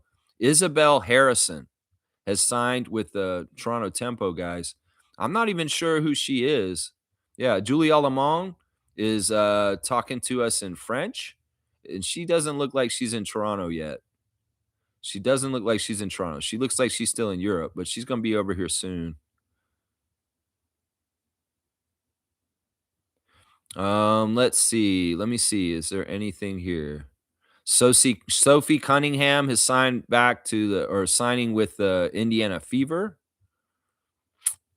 But yeah, Isabel Harrison apparently is the Toronto Tempo guys as of this morning. Let me go look at her real quick. Once again, I mean, y'all are probably familiar with her. I'm familiar with her kind of, but I'm going to go look at her anyway. This is the scout of the day. We're going to go look at the latest signing by the Toronto Tempo, and it's Isabel Harrison. Isabel Harrison is 32 years old. She's from Nashville, Tennessee. She's 6'3", 183 pounds. She's a power forward, and she was on the New York Liberty last year. Let's see. She won MVP of the SEC tournament in 2014. She's played for the Mercury, the Vegas Aces / Stars, Dallas Wings, Chicago Sky, and the New York Liberty. Harrison has averaged about 8 points per game and 4.5 rebounds per game. So, yeah, and she's got playoff experience too. She went to Tennessee. She dates Natasha Cloud, who's on the New York Liberty. So they're getting broke up. So Harrison is on the tempo, guys, as of this morning. This is interesting. I wonder if this is a restricted no, they wouldn't announce it this way because they didn't announce Austin this way. I wonder if it is a restricted contract. I don't know. We'll have to get this all figured out. But yeah, Isabel Harrison is the latest signee to the Toronto Tempo. I feel like this is a good signing. Fiercey or other WNBA experts, please tell me what you think about this move as far as Harrison. All right, let me see. Here's highlights of Isabel Harrison. I'm going to watch real quick on the stream. All right, this is her on the Liberty against the Mystics. Okay. All right, let's see. There's a nice pass. She collects it, comes back up and around. Another. She's got very nice long limbs, very long legs, and very long arms. Let's see. Woo, there's a nice steal. She got in front of it, and she's coming back the other way. Nice layup with defense right next to her. Very nice steal. It was kind of like the one Grady did the other night against New York. Very, very cool. I like her size. I mean, it seems like we did need a 4 looking at our roster so far. So, and it looks like, part of what we're doing is we're getting players that haven't really gotten to start or play heavy minutes in the league, but maybe ready for expanded roles and could actually do really well with more minutes and playing more. And I think that Harrison's like that. It looks like, whoa, she got blocked, but she had second effort and tried to put it up again. She didn't make it, but then she got a shot and made it from the side. So look at that. I like third, fourth effort on one possession and makes the baseline shot there. That's good stuff. Let's see. There's a pass to her in the corner for 3. Then she puts it up, and it's not clean. It hits the rim, but it goes up off the backboard, and it is fall in. It's kind of lucky shot, but I like it. Her shot release is interesting. I like the action in it. She gets good rotation. She's got a nice arc on her jump shot too. There's a post move. Oh, she didn't take it up. She passed it to a teammate who made a cut. So she's got some playmaking ability and vision to get other people involved. Very, very cool. Yeah, I like this player. I think that with Sabali and possibly Austin, we're going to get the center position locked down. We got to look for the other rebounder, the secondary rebounder in the lineup. And it looks like Isabel Harrison, formerly of the Tennessee Volunteers, is a nice signing by Monica Wright-Rogers today. So, yeah, there's my scout of the day, Isabel Harrison, brand new tempo player. Cool. Very, very cool. Yeah, you guys let me know what you think about Isabel. That's right. Yeah. Kaz is saying our tempo team is already shaping up to be a force in year 1. Yeah, I think we're going to be more like the Valkyries.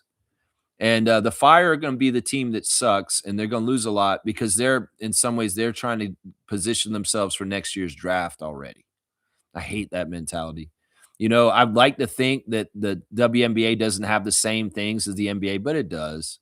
There's tank people that love tanking. There's people that are going to come in and propagandize things. Like, this is the craziest one that I've heard in the last couple of days. They're trying to say that the Toronto Tempo is overpaid for Marina Mabrey and Brittany Sykes. But the thing is, how can you say that in the context of the brand new CBA? This is a whole new frontier that is absolutely new, and they haven't even played for us yet, so we don't even know the value we're getting for them as players. This shows that there's just propaganda and subterfuge and bullshit that comes out of the woodworks like mushrooms out of the ground in the forest. It just pops up. Like, there's no way you can say this, like, logically, where this makes any sense. because this new CBA is a whole new frontier of level of money being paid to the WNBA players. And there's no sussing out of who's getting overpaid or not because this is all new. And any jabroni that's on Reddit or any other social media space trying to say that any of the signings that have happened in the WNBA this past week are overpriced or overpays, how the hell do you know? Like, it doesn't make no sense to me. And that, in some ways, that shows the fallacy of people are just going to say negative shit about players or teams just because that is the propaganda of sports now today. That's the way I look at it at this point. I mean, how do you know that that's an overpay for Brittany Sykes? Seriously. How do you fucking know that? Like, seriously. There's going to be a lot of people that are going to be making way more money all of a sudden in the WNBA because of this expanded salary cap. There's going to be a lot of people. And how do you declare this before they even played for the team? Overpay is sometimes when you pay somebody and they're just not available. Paul George, that's an overpay. All right, let me see. UC's here. Good morning to UC. Good morning, Raptors gang. I personally expected us to be the 6th seed when we traded for Brandon Ingram. So I hope we get this win and get that 6th seed. It looks like that's going to be right. And it's a little bit lower than where I wanted to be, but what was our goal? To make the playoffs outright. And we will do that today, I'm pretty sure. 90% chance, according to ESPN. We'll make the playoffs today. Fiercely saying, good morning, fam, and happy game day. Must win game tonight. Yeah. Understatement for sure. Kareem saying this. I say we take a flyer on Kennedy Carter. She just won player of the year in China. She just want player of the year? Everyone deserves a second chance, and Tempo may be the right fit for her. Yeah, I don't know. I know that she's controversial, something like that. Either way, I mean, I'm just open to whatever. I don't know nothing about the WNBA as much as I should. So I'm not going to tell Monica Wright Rogers who to go get. I'll see the team that they construct and watch them on the court, and we'll analyze it from there. And then I'll be like, whoa, maybe this team needs a little of this. Maybe this team's doing really well with this. Wow, this is fun to watch this. And wow, this player is interesting. There's going to be a lot of that kind of stuff. But I'm excited to come in and react to their games and what they're doing as a franchise and supporting them like I support the Raptors. That's right. Let's see. Fiercey saying that the Tempo are not playing. Wow. The signings are top notch. Competitive players. I'm loving it. Yeah, we're not messing around. I mean, it makes sense. This is a expansion into a new country. In some ways, it can be risky financially. The WNBA has had expansions that have not worked out and they've failed. So in some ways, it's smart for the Tempo to be a winning team right away to garner the attention of the Canadian public. And it's not smart for them to be a bad team like the Grizzlies were, because that could be dangerous. And just in case things don't work out financially. So it's in everybody's best interest that the Tempo have a good competitive team, whether it's the interests of Teresa Resch and Larry Tannenbaum, or it's the interest of Adam Silver and Kathy Engelbert, because they want this team to take and they don't want it to fail.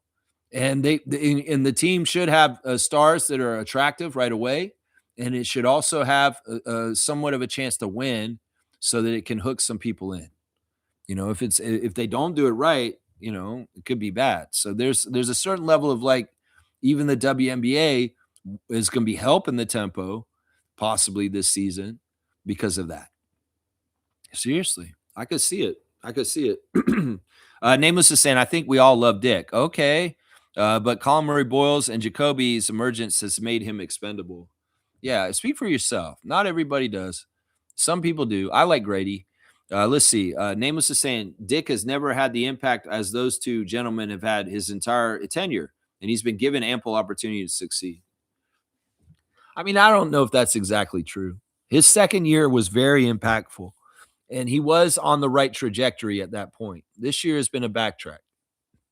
Walter has stepped forward, but I could say that Walter and Dick are pretty comparable over their first couple years of their careers. If you take the rookie year of Jacoby and the rookie year of Grady and the second year of both, it's not that far off, honestly, in what they were doing for the team. Now, Colin's different, though. Collins only played for us this year, and he's on a whole other tier above those two guys. I'll agree with that. Let's see. Nameless is saying the thing with Dick is time is money and opportunity doesn't last forever. I don't think Toronto is eager to create another Malachi Flynn situation 2.0. Well, I don't like how long they gave Malachi a chance. And I do agree that Grady shouldn't get as long, like 4 years. I don't know. I mean, that's the thing. He's going to go into his 4th year this year. And that's kind of like what happened with Malachi. It's like you're in your 4th year and we're assessing whether we want to go further with you. We're trading you to New York. And well, we'll just have to see how it all plays out. I'm rooting for Grady. I'd like him to stay a Raptor, but I want him to be back to his regular contributing self, is what I'm saying. Smooth saying Grady has no trade value at all. He may have to start with season with the team unless he gets cut. I don't see him getting cut because if he's under contract, we might as well keep him around for an extra guy at the end of the bench. There is value in Grady even when he's not playing so well because there's a possibility of trying to get him right with his three-point shot, and then he's waking up all of a sudden.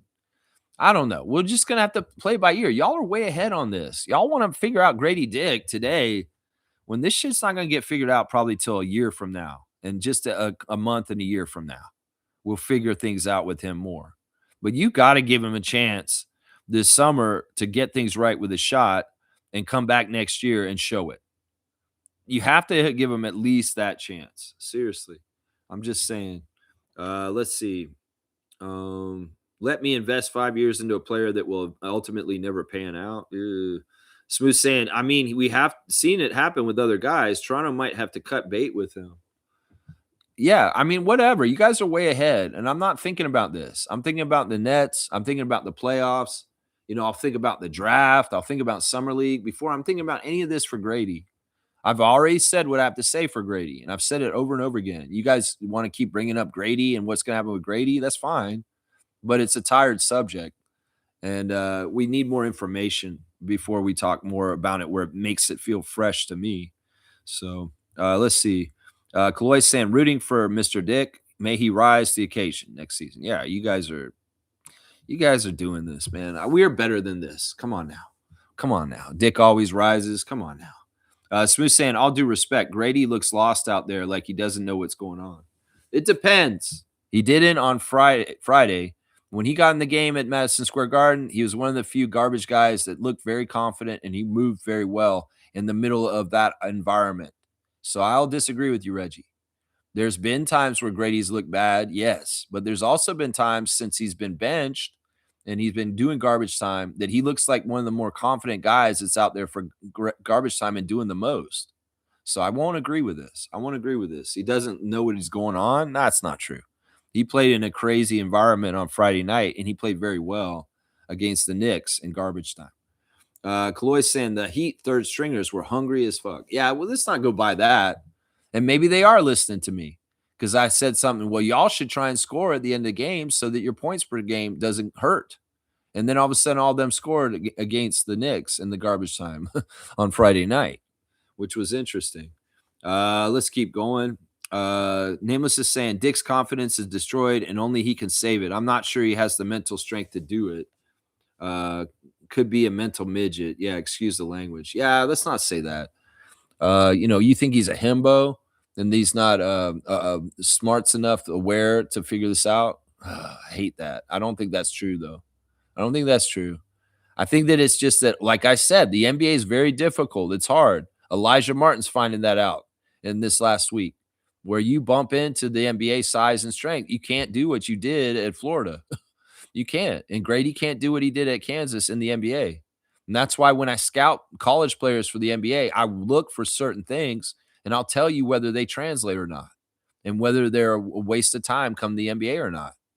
And I said that about Grady when I did my scout. When I did the scout before the draft, I told Masai and Bobby that Grady Dick can't play at the NBA level because he doesn't have the body for it.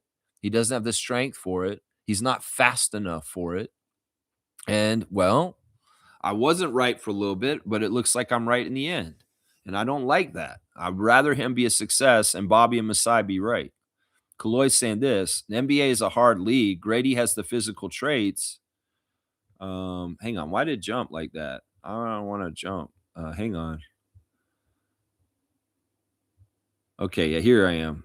Uh, NBA is a hard league. Grady has the physical traits, but mentally may not be strong. That was one of the things that was so impressive about his rookie year was that he had a bad first half and then he mentally got into the zone and made something out of the second half of his rookie year. That it was one of the things I was saying. No, actually, Grady's got good mental strength because he has a short memory and he's not remembering the misses. Well, the problem is now he's not remembering the hits because they're not coming as often as they should. So there's only misses to be forgotten over and over again because he's not hitting his threes. So I don't know. I don't think this is true. Both things you guys said. I don't think that Grady's a mental midget, and I don't think that Grady is mentally not strong. I think that he is both of those things. He's very smart and he is strong mentally. Nameless is saying, how much more satisfying will it be if we go right through the Knicks rather than the Cavs? Oh, that's what I'm saying. This is a tougher road, but the payoff is so much more glorious.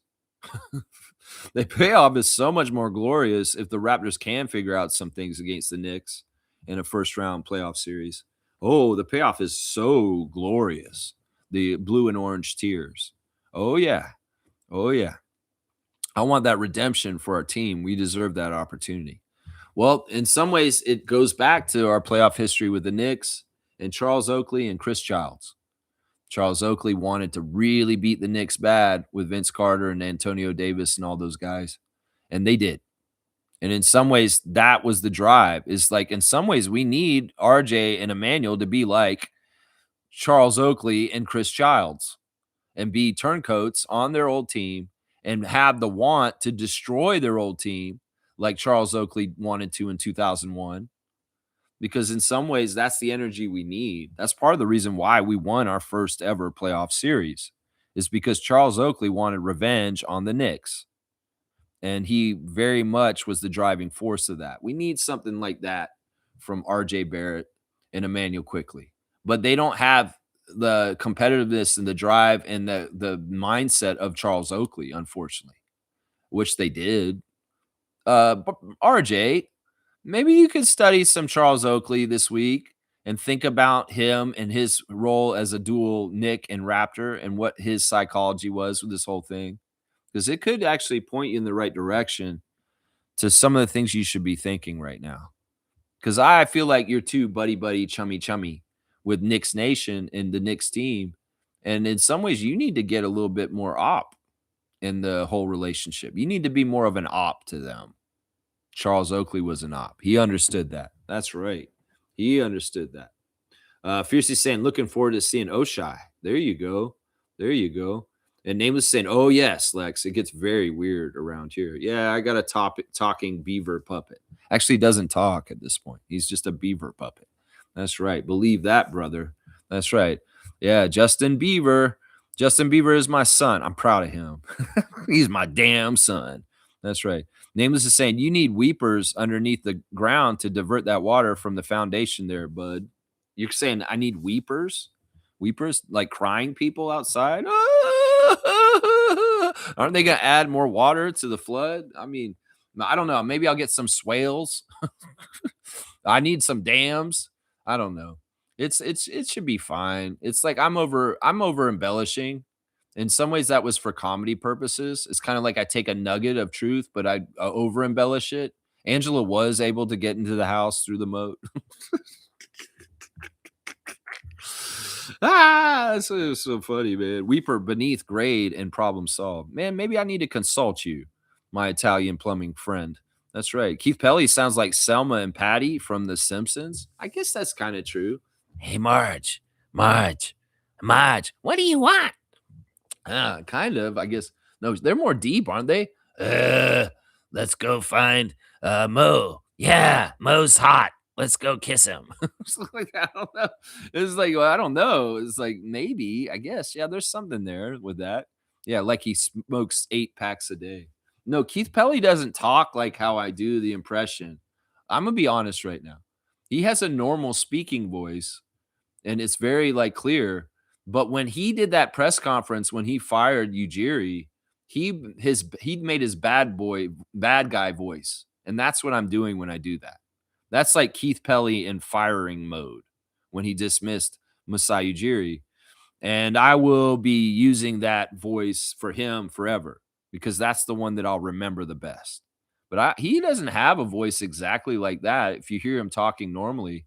But he did that day when he fired Ujiri because he was a bad guy. And he was trying to be like Vince McMahon with "you're fired" and the stupid ass shit like Trump and his stupid ass Mark Burnett apprentice show and all that dumbass shit. Yeah. Let's see. Let's see. Like he smokes 8 packs a day. Superfan Mo's saying, I just realized Brittany Sykes is 5'9". Like, what? Wow, love her vibes. Like 5'9"? Yeah, I mean, that's average height in the WNBA. It's not 6'9". But yeah, 5'9" is pretty good height. I guess. I don't know. I like that we have a lot of 6'9" players for the tempo so far. There's a couple of them that are taller than me. That's a good height. If you're taller than old Lex and you play on the WNBA. But yeah, Brittany Sykes, the thing about her is her wingspan. She has some great arms. And she loves stealing out of the cookie jar. She's a very good stealer. In fact, Brittany led the WNBA in steals for 2 seasons in the last 5 years. And she's been on all defensive teams for the WNBA. So we've got this 3-and-D player is basically what she is. She's going to be able to steal the ball at half court, be really hounding. She's also got athleticism, so she can actually go block shots, and she'll block shots on 6-foot players that are taller than her. And she's got a very nice 3-point shot too. And she'll hit some threes. And she's averaged about 14, 15 points per game in the WNBA last season. And she made the All-Star team last year. So they straight up signed a free agent signing of an All-Star from last year. And not only that, an all-defensive WNBA player in Brittany Slim Sykes. Yeah, she's interesting. She's very interesting. That's right. Okay, so Fiercey's telling me, yes, Lex, you got it. Shakira. It's like, because look, I have a neighbor that I grew up with in my old neighborhood named Shakira, and I always called her Shakira. But then there's the singer Shakira, so I want to make sure I say it right. Shakira. Okay, because there's Shakira. Shakira was my good friend, still a very good friend from when I was a child. But yeah, Shakira. So it's more like the singer. Shakira Austin. Okay. Nameless is saying it's not that RJ and BI are not trying. It's just a different psychological pressure, which they do not have much experience dealing with. I don't agree with that. RJ is such a fierce guy. Look at the way he gets all up and like bully balls and plays through contact and plays with a very strong effort. It doesn't match up that he doesn't come at them with that force and that he's missed games against the Knicks mysteriously at the last second. It's annoying. Like the Knicks fan that came in here yesterday and said, why is RJ ducking us? I have the same question. And in a 7-game playoff series, RJ, you can't duck the Knicks. You've got to show up and face your former team, and you've got to kick their ass for our city, RJ. So quit messing around with that, man. Quit messing around with that. Yeah, let's see. They have very limited experience with being in that sort of situation, and that's what you get because after all, these players are only human. RJ and Emmanuel have underrated playoff experience with the Knicks from their time there. Brandon has got playoff experience a little bit from his New Orleans experience too. So there is some playoff experience with these guys. There is some. It's about the same as Scotty. About the same. Name is saying, please stop saying that they are not trying against their former teams, Lex, because that's not accurate or true. Bullshit, Nameless. Brandon Ingram did not try when we went to New Orleans, and they lost partly because of him. That's bullshit. You can say that I stopped saying that, but I don't agree with that. And RJ and Emmanuel have never, ever bowed up against the Knicks and busted like a 30-point game against them or anything like that since they've been traded to us. So bullshit, Nameless. You can say stop saying that. Well, until evidence changes to prove that is right what you're saying, I'm going to believe what I'm saying. Because seriously, We beat the Pelicans in Toronto, but Brandon was not utilized or relied on for that. That was a big Scotty game. And Brandon did not shoot that well in that game. He carried a little bit and did a little bit of stuff, but he was not relied on. And Darko was smart. He went away from putting him in important minutes in the home game against the Pelicans that we won in the last 2 weeks. So yeah, this is bullshit, Nameless. These guys are not trying when they play against the teams that they have a lot of affinity for. And I wish RJ would get out of that against the Knicks. Seriously. Nameless is saying they have never been in this situation before, unlike all the regular situations with the actual game plan. It's something separate. Siakam, BI, RJ, you think they're not trying? Which of our two theories do you think is more plausible? It's not that they're not trying. It's just that they don't have the motivation to go against their former teams in the same way. And they should, if you ask me. It's different psychologies. Some people are like, yeah, this is my former team. I want to kill them. I want to kick their ass. But if there's good feelings and good happiness from that place you were just at, like Siakam has for Toronto, like Brandon has for New Orleans, like RJ has for New York, they may not come with their full teeth at their former team. And that's just true. Siakam does not play as hard against us when he plays against us. He doesn't. That's just true. In some ways, I've said this before. It's like I've described this when Siakam first played the Raptors for the first time, does not compute. If he's like an android or a computer and his directives are telling him beat the Raptors, in some ways his analog programming for his whole entire life up until that point was to be help the Raptors. Help the Raptors. Raptors to win. Raptors to win. You don't understand. These guys can get so obsessed for their team and so real for their team like Siakam was for Toronto. And he still is on the down low. But it's like it doesn't go through their computer processing in their head because they built themselves for 8 years standing for that team and playing for that team all out. It's hard to switch it. Does that make sense? Like there's residue, there's remnants from the past team, and there's memories. You come back to Toronto playing Scotiabank Arena, Siakam's like, man, I have so many good memories here. I love this place. And it's hard because he has a lot of love for the city of Toronto, the Raptors. It's hard for you to get up the same kind of get up that he would have to go up and play New York in Madison Square Garden, then play Scotty and the Raptors in Toronto. It's just the pure facts. Siakam's programmed to love Toronto because he played for us for so long and he fought so hard for us, blood, sweat, and tears, that when he comes back around, it's not natural feeling to get up and come compete against them. And in some ways, he's been destroying some of these teams that have been in the playoff battle with us in the last month. Pacers are bottomed out. They're not in the playoffs. But somehow, some way, Siakam is rising up with Rick Carlisle and defeating teams like Orlando and Miami and Atlanta and helping us in our playoff race vicariously. You think that Siakam doesn't aware of this and he sees this? He's like, you know what? I could help out Scotty if I beat Miami today. So I'm going to beat you, Norman. I'm sorry, but I got to help the Raptors. He didn't have a whole lot to play for this season. So Pascal could be making up shit for why he wants to play extra motivated. He's saying it doesn't help the Pacers, but it will help the Raptors. So it's like, seriously, you may be right. I may be right. I don't know. This is my perception of things. And in some ways, the evidence of the way they play against their former teams shows it. Let's see. Monique is saying W stream, W vibes, go Raptors for life. Keep at it always, Lex. Raptor Freak Crew strong forever. Just help me limit the comments. I appreciate you, Mo. And it's always a better stream when you are present and accounted for here. That's right. I'm going to try and go tonight despite everything, as always. You should go today. I honestly thought about going at the last minute too, but it's too much to throw together. And it's a hassle, and it's a lot of work for me to get to the basketball game. And I didn't plan on doing it. I was like, oh, if you're going to go today? I mean, it is 6 o'clock. All games in the Eastern Conference start at 6 o'clock today at the same time. And that's by design so that nobody can be scoreboard watching and trying to figure out whether they should do this or do that. They should all be in the middle of playing at the same time, 6 p.m. Eastern. Yeah. Well, I hope you have fun down there, and I hope you do go. I really do hope you do go. Why not? Why not? You should go. Fiercely saying Isabel Harrison is a vet. She's also dating Natasha Cloud.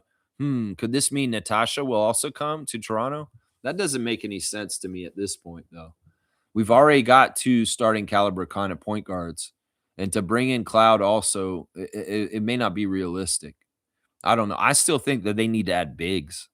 We're very heavy with guards, and we've got pretty good forwards. We've got 2 centers, but I think we still need kind of fours like Harrison.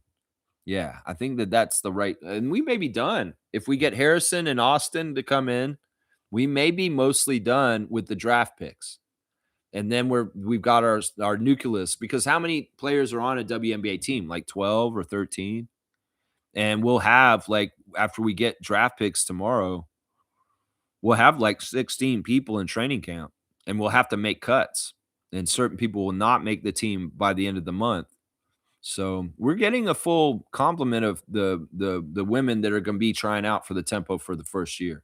Some of them are for sure in, obviously Mabry and Sykes, but some of them, even though we signed them to training camp contracts, are not going to make the team. Some of them are trying out for the team, very much so, very much so. Yeah. Let's see. Fiercely saying she's a good wing, but can also be a backup big. That's good info. I like that. Stargate saying, would Austin start or come off the bench? That's a good question.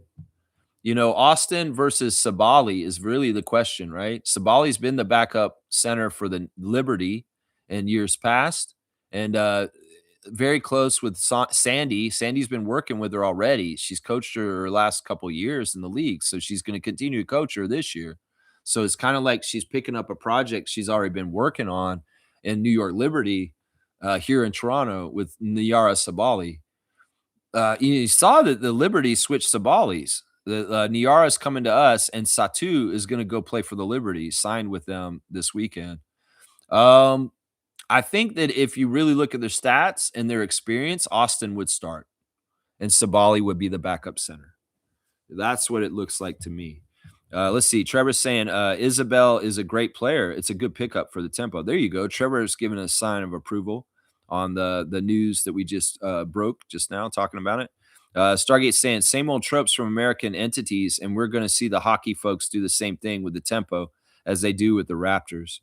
Well, you know, this is the funny thing. If we think that the Toronto Raptors don't get any pub or any pay attention, you know, the WNBA as a league is like that for themselves. I mean, look at the way they did the expansion draft, and then think about the Toronto team in that women's basketball league.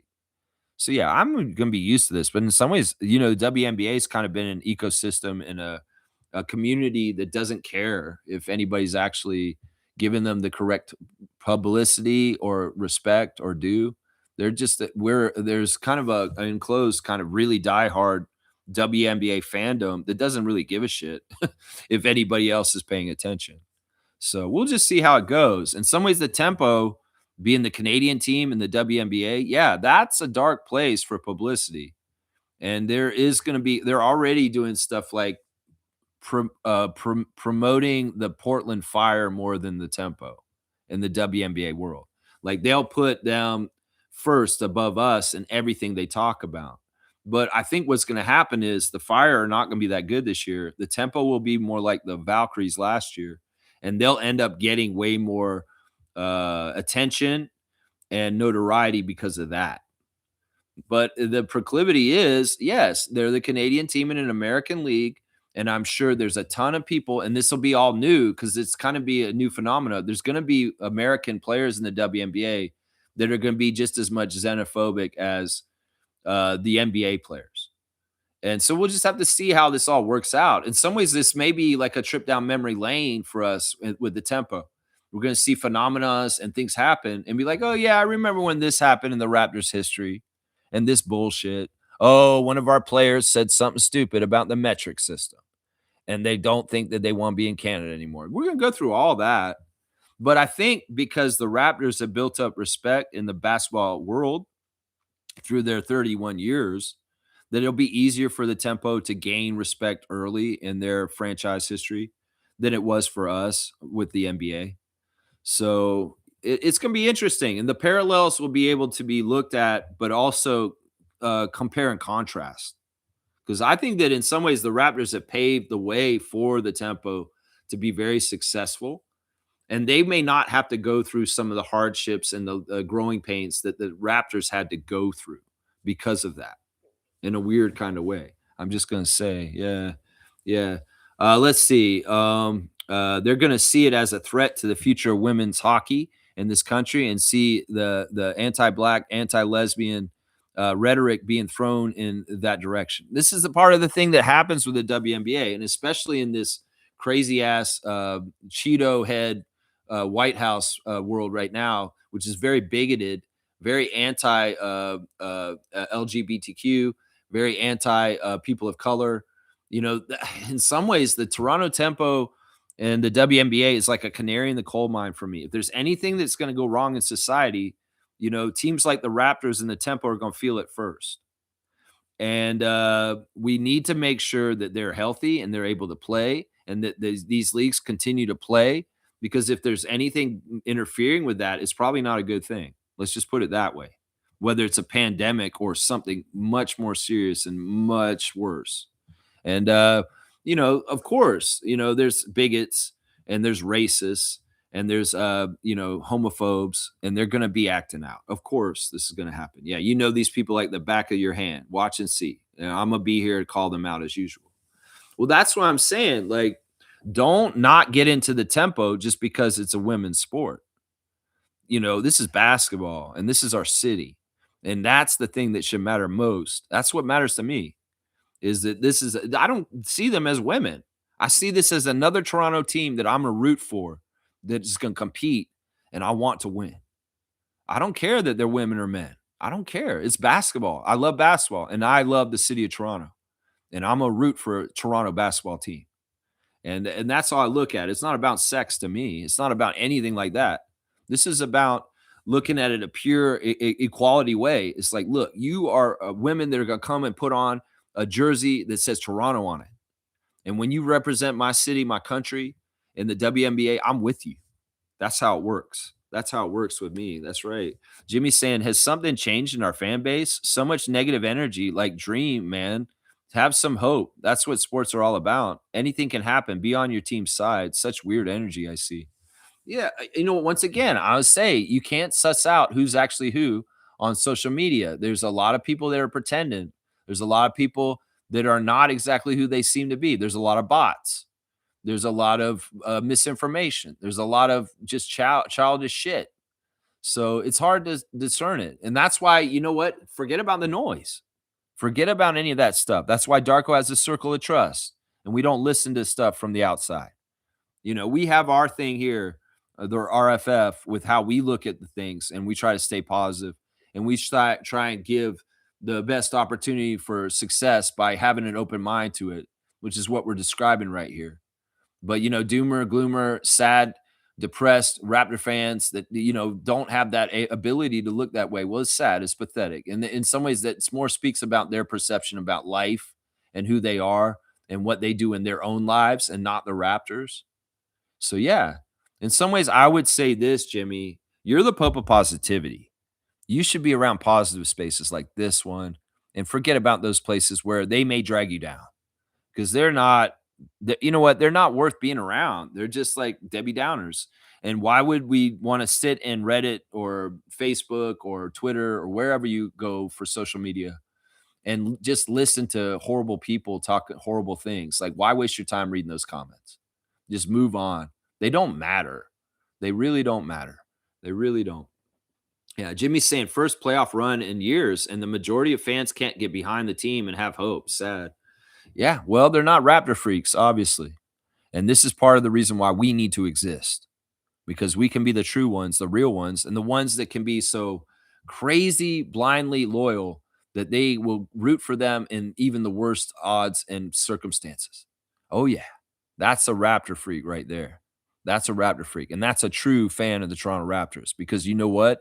It has been this way since the beginning, 31 years ago. And then lately, fans that came lately and just felt the success of the championship, they have no idea the true struggles of this franchise and what we gone through in our history. They did not feel it every step of the way like some of us that are on this channel right now. They did not feel it from 95 all the way to now. They have no idea the history. And just this is a good place where we are today, even if we're doomed to fail. Even if this is such a great place to be.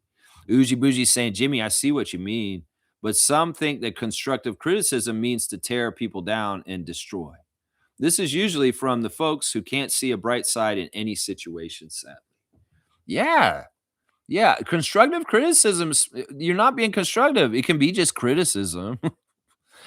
Some people get a joy from putting other people down and feeling holier than thou. That's part of what this is too. Some people are so desperate to be experts on the NBA that they just have to have strong opinions so that they can be feeling like they know what they're talking about.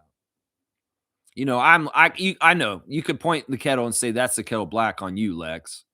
But hey, listen, I have a following on YouTube and people actually do care about what I'm saying. And I also put my name and my face out there publicly with what I say.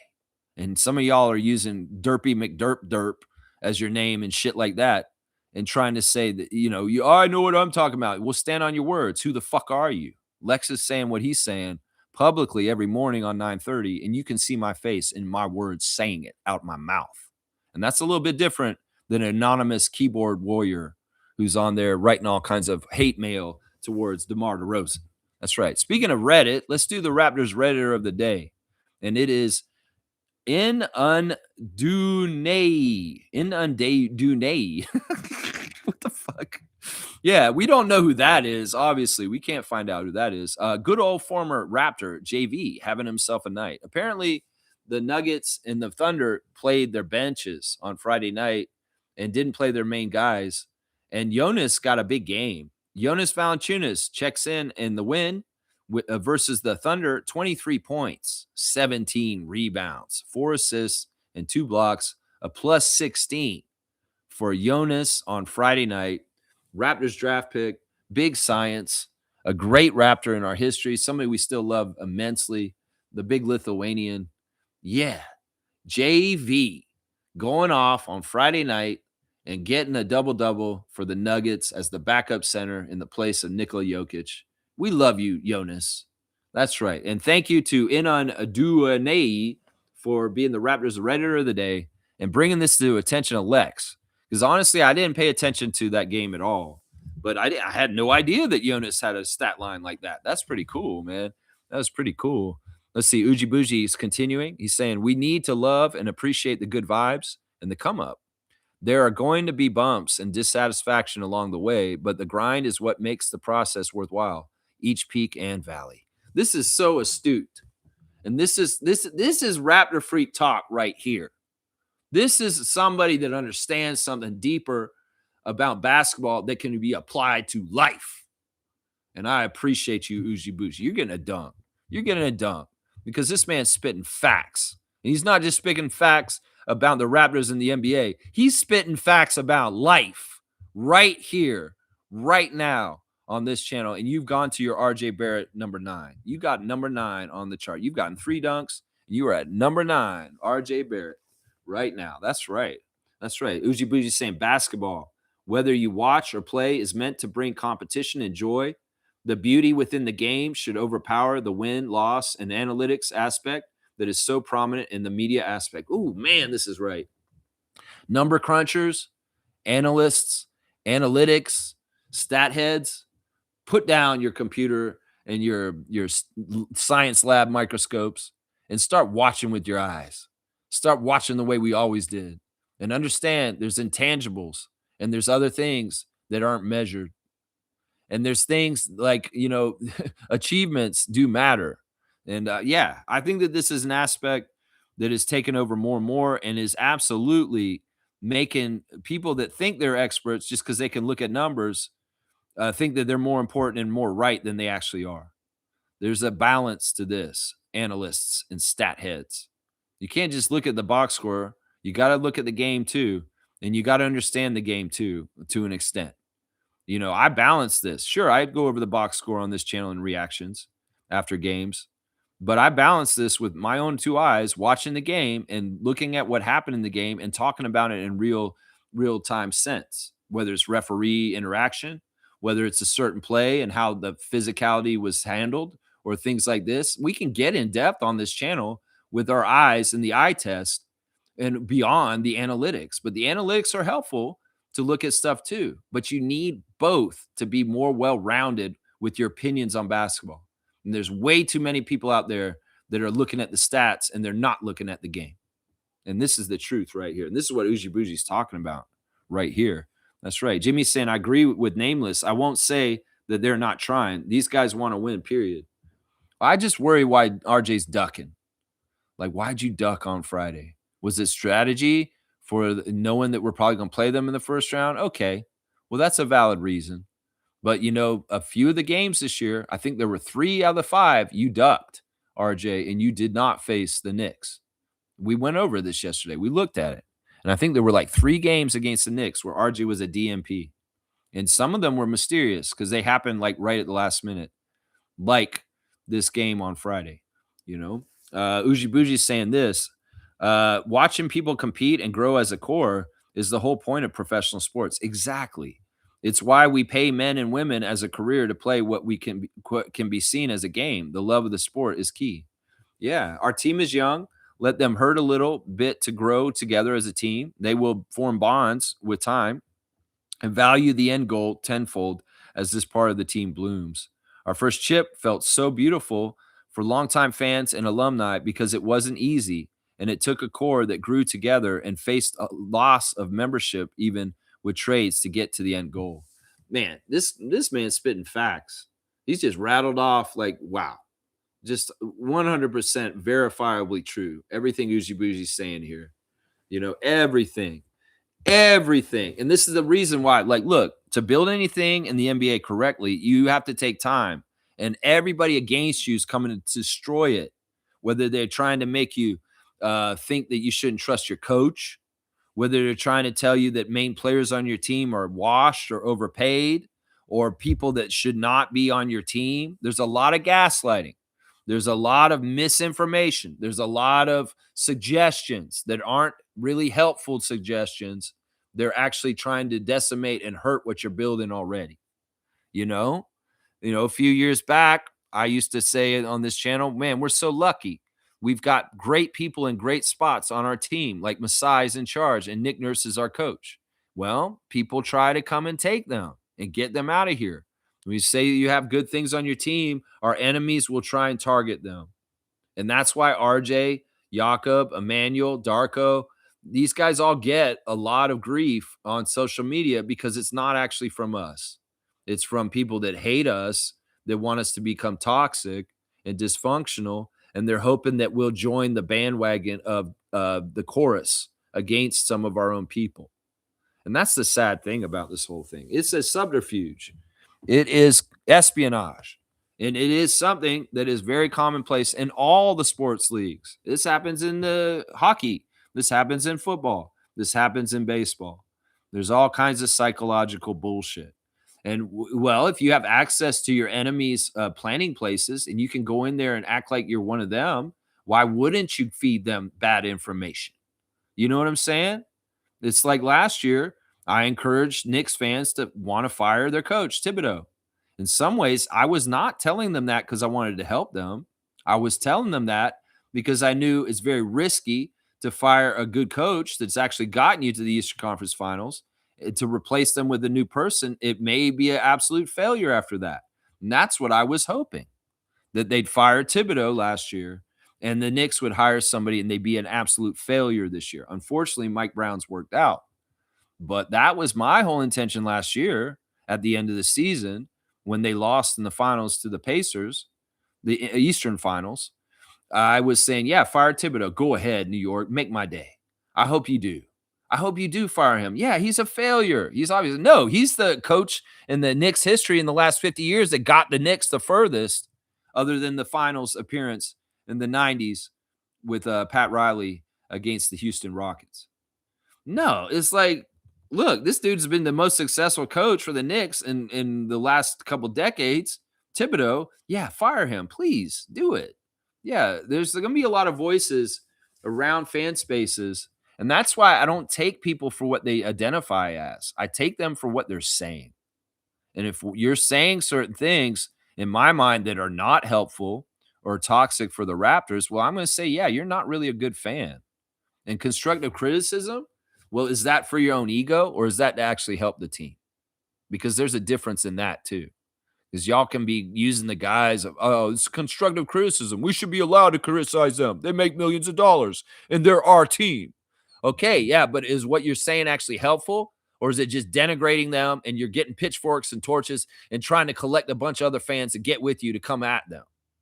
Like, seriously, there's a difference here. And some of y'all, under the guise of constructive criticism, you're actually just feeding your own damn ego. And that's all you're trying to do. It's nothing to do with anything otherwise. That's it right there. Boom goes the dynamite. Uji Bougie. Thanks for great comments and give me a chance to espouse on these topics. Seriously. Jimmy's saying this Pascal event averages 27-3 against us. He plays well. That's not very high totals compared to what he does against other teams. He averages 20 against us. He probably averages 25 against the rest of the league. I mean, seriously, Siakam averages like 30, almost 30 points. So these are actually lower totals for him. Seriously. Medved Ted saying this Hawks are sitting out their starters against Miami. If they lose and we win, do we secure the 5th seed? We need Orlando to lose also. That's the only way it works. We need 3 things to work to get the series with the Cavs. We need to win. We need the Hawks to lose. And we need the Magic to lose too. Because unfortunately, if the Magic win against the Celtics and tie record happens between Atlanta, Toronto, and Orlando, a 3-way team tie goes to whoever won their division and not about the season series between them because they'll look at it as like Atlanta, Orlando, and Toronto are all in the same spot, like Spider-Man pointing at each other. At that point, we may have the tiebreaker over both teams, but in a 3-way tie, according to the NBA, they have to decide it by who might be the division champion. And the Southeastern Division champion is possibly going to be Orlando if they tie with Atlanta. And that's why it goes to that way. So we need 3 things to happen. We need to win, Atlanta to lose, and Orlando to lose for us to have a first-round matchup with Cleveland. That's the whole thing that has to happen. Monique saying, I went to about 29 games this season. I had to cut it low. Yeah, 29 games? Wow. So go today and make it an even 30. Go today and make it an even 30. That means you missed 11 home games, and that's it. You missed only 11 home games this year, Monique? That's impressive. That's impressive. Superfan Mo's putting in work. She's putting in work. You made it 29 games this year? Holy cow.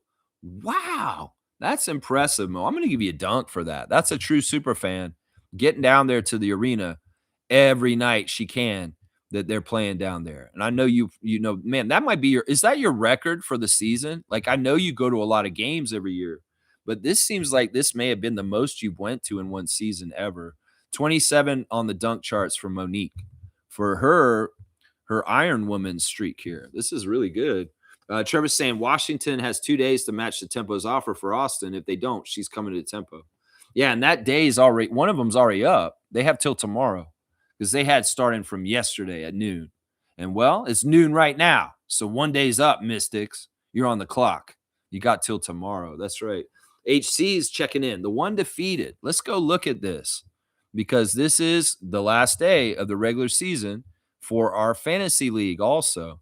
And the championship bracket, HC versus Amit, it's 1,191.5 points for HC, the one defeated, and Amit has 1,115.25 points.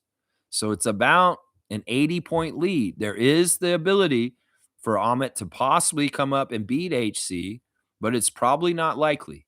And I've got it sewn up real nice in the 3rd place game.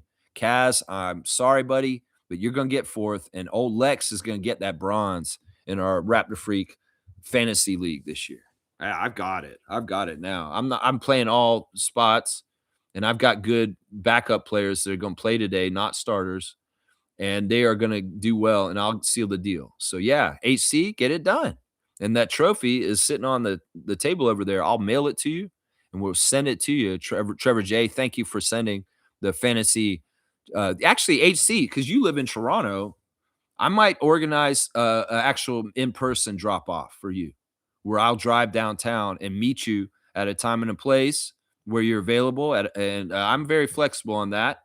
And I'll drive down and hand it to you in person so that I can actually take a picture with you when I give you your fantasy championship, because you live in Toronto and you are somebody I can go take the trophy to.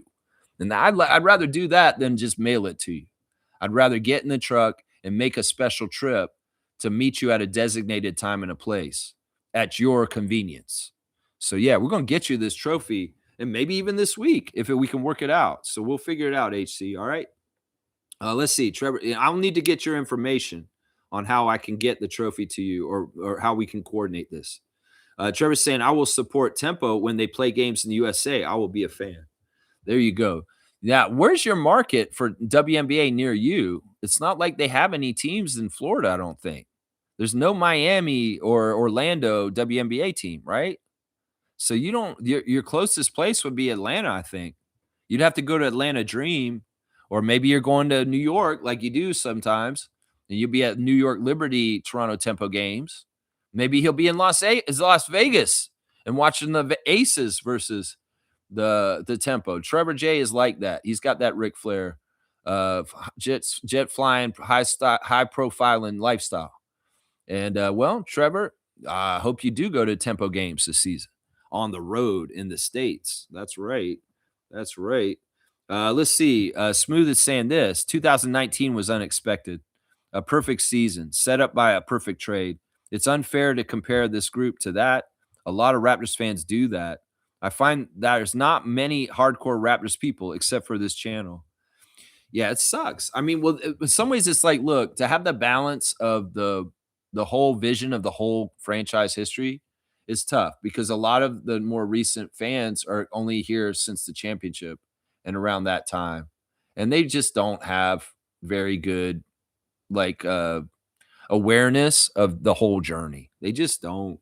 They just don't. And you're right, man. Comparing the team to 2019, this is evolving team, and they'll get closer to the 2019 team as time goes on. There's parallels there. You could look at Shed and Walter and see Van Vliet and Powell. You can see the parallels there. There's parallels there. There are people on our team. You can see parallels with Brandon and Kawhi and some of the level of play that could be possible in that way. So, yeah, I would say, it's dumb to compare LeBron to Michael Jordan. It's dumb to compare different years to different years sometimes on teams. I agree with that. Let's see. HC saying, I feel like it's a deal they made with the Knicks. Why IQ and RJ never played, supposedly because Raptors know their plays. It's been like that every game this year. Only reason I see. Well, hopefully, maybe they can actually play and actually help Darko with knowing their plays. I mean, listen, Darko's a good coach. He's going to figure out the solutions, and hopefully we'll find very good outcomes, because, some of the stuff, maybe he hasn't been showing everything in the regular season, and he's got some real tricks up his sleeve, and there may be some very genius adjustments that absolutely hurt the Knicks badly, and we do very, very well because of it. So we can hope for that. Yeah. Second records last season was 37. So you went to 37 games last year. Okay. And you went to 31 this year. Wow. You went 37 times last year? That means you only missed 4 home games? Wow. That's really impressive. HC saying, I'm in Durham, but we can line something up. Okay. Yeah. That's easier than Toronto, actually. That's easier because I'm just north of Durham. Like, I'm not far from Durham. I can get into Durham easy from where I'm at, and I don't even have to drive in the city traffic. Well, that's fantastic. We'll figure this out. I guess what I need to do is somehow get your email or something. I wonder how we should do that. If you could email me your email, that would be good. We'll do that. This is my email. I'll write it in real quick. And if you could email me your email, or even your phone number if you want, if you feel comfortable with that, you could do that and we'll get this figured out. All right. So yeah, this is my email. So maybe email me your phone number or your email and we'll coordinate to do this. Yeah, Trevor's saying, you got it right. Those are my 3 destinations for the tempo: Vegas, Atlanta, and New York. See, I know my friend Trevor J. I do. So, HC, you got that email down there now? I'm going to erase it in a second. I don't want to leave it up for too long. All right, let's see where we're at with the chat. Let's do the classic card. We're doing 3-hour streams lately, and in some ways I don't care. I've been really enjoying talking to you guys. So this one's too hard. I don't want to do one that's so hard right now. We'll do this one. This one's fine. You got it? Okay, cool. Yeah, I'll erase my email so it doesn't just stay on there for everybody. I mean, you can find my email on the channel. It's not like a big deal. All right, here we go.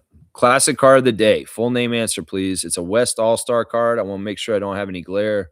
See if you can see it. Wow, he looks kind of crazy in his face, man. Yeah, you got to win first. Yeah, it's today. You're going to figure it out. You'll get it today, hopefully. Hopefully, because it's a lot easier to bring it to you than try and mail it to Amit. I'm going to tell you that right now. Clyde Drexler, that's close. This guy played with Clyde Drexler. Isaac Campbell coming in for the classic card. That's right. That is the guy who played with Clyde, but that's not Clyde. It's kind of funny. This guy was an all-star too. Terry Porter. That's right. Reggie knows. That's Terry Porter, the backcourt mate of Clyde Drexler, the point guard, Terry Porter. That's right. Yeah. Mario Ellis? No. Terry Porter. Terry Porter. And Slug DZ, you're just after Reggie. Reggie got it today. I'm going to give you guys 100 points for this one. Smooth. So, yeah, Reggie got the one today. He's on his birthday weekend, and he's won 2 out of the 3 classic cards because of it. There you go. Smooth, you got 100 points for Terry Porter, the former Trailblazer. That's right. He did pass away. Yeah. A lot of these old Trailblazer guys have passed away in the years since. Jerome Kersey, Clifford Robinson, Terry Porter. Yeah. Yeah. I think, is Duckworth still around? Duckworth's probably still around. And Clyde's still around too. We know that though. Yeah. All right. Let's do a wrap up. Let me just check and see if I got to all my tabs today. I'm pretty sure I did. Oh, yeah, we got birthday. We did Nicolina Milic. It's her birthday, but also happy birthday to Ron Harper Jr., former Raptor. He played 2 years for the Raptors. He played 10 games, regular season games for us. Of course, he was on our G League team too and averaged 2 points per game. Ron Harper Jr., of course, is the son of Ron Harper Sr. and the brother of Dylan Harper. So we'll say a happy birthday to former Raptor Ron Harper Jr. on his birthday today. That's right. It is his birthday. Let's see. Is there any more breaking news about the tempo or something like that? Josh Lundberg is saying this. The Nets have already clinched the bottom 3 records, so they no longer have incentive to lose. But just in case you were worried that they'd suddenly be trying to win game 82, their injury report is this. And I'll go ahead and piggyback off of Josh Lundberg's Blue Skies post. Ochai Agbaji available. Nick Claxton out. Noah Clowney out. Igor Demon out. Terrence Mann out. Josh Minot out. Michael Porter Jr. out. Day'Ron Sharp out. Nolan Traore doubtful. Zaire Williams out. Danny Wolf out. So, yeah, their top 8 guys are out. Their top 8 guys are out. So we should kick their ass. Oh, we've signed another one 17 minutes ago. Toronto Tempo are saying from the south side to the north side. They have signed Madison Roche to a contract. Madison Roche. I guess so. Look at that. Courtney Williams has signed a 2-year max contract to return to the Minnesota Lynx. Okay. There's a trade between the Sky and the Sparks. They're going to send Rickea Jackson to the Sky and Ariel Atkins to the Sparks. That's a straight up player swap. Nothing else is involved. All right, let me go look at Madison Roche real quick. Yeah, we do these scouts on these women. They're coming to she's Australian. Okay, so she knows Sandy. She's 27 years old. She's from Melbourne, and she has not played in the WNBA yet. So this is an unknown player that has not played in the WNBA. but she's coming to Toronto Tempo. She's a 3-time WNBL champion. That's the Australian League. So she's a 3-time Australian League champion. She's also all WNBL second team. And wow, okay. So she's 27 and she's got experience playing professional basketball since 2015. So yeah, she looks like she's a guard, and she's 5'7".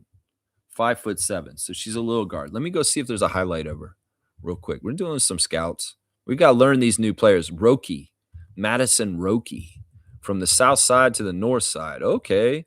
All right then. Let's see. That's too short. That's a 49-second clip. Here we go. 36 points against Diamond Valley. Let's see what happens here. All right, she's the point guard, obviously. She is short. She does look like little on the court. Here she is. She comes out from the top. She's got a nice high dribble, nice elevation. Even though there was a taller player on her, she jumped up into them and made the tough layup with contact. There they are in transition. Looks like she's got a good court vision, nice slash across the court, and a nice easy layup. So she seems speedy.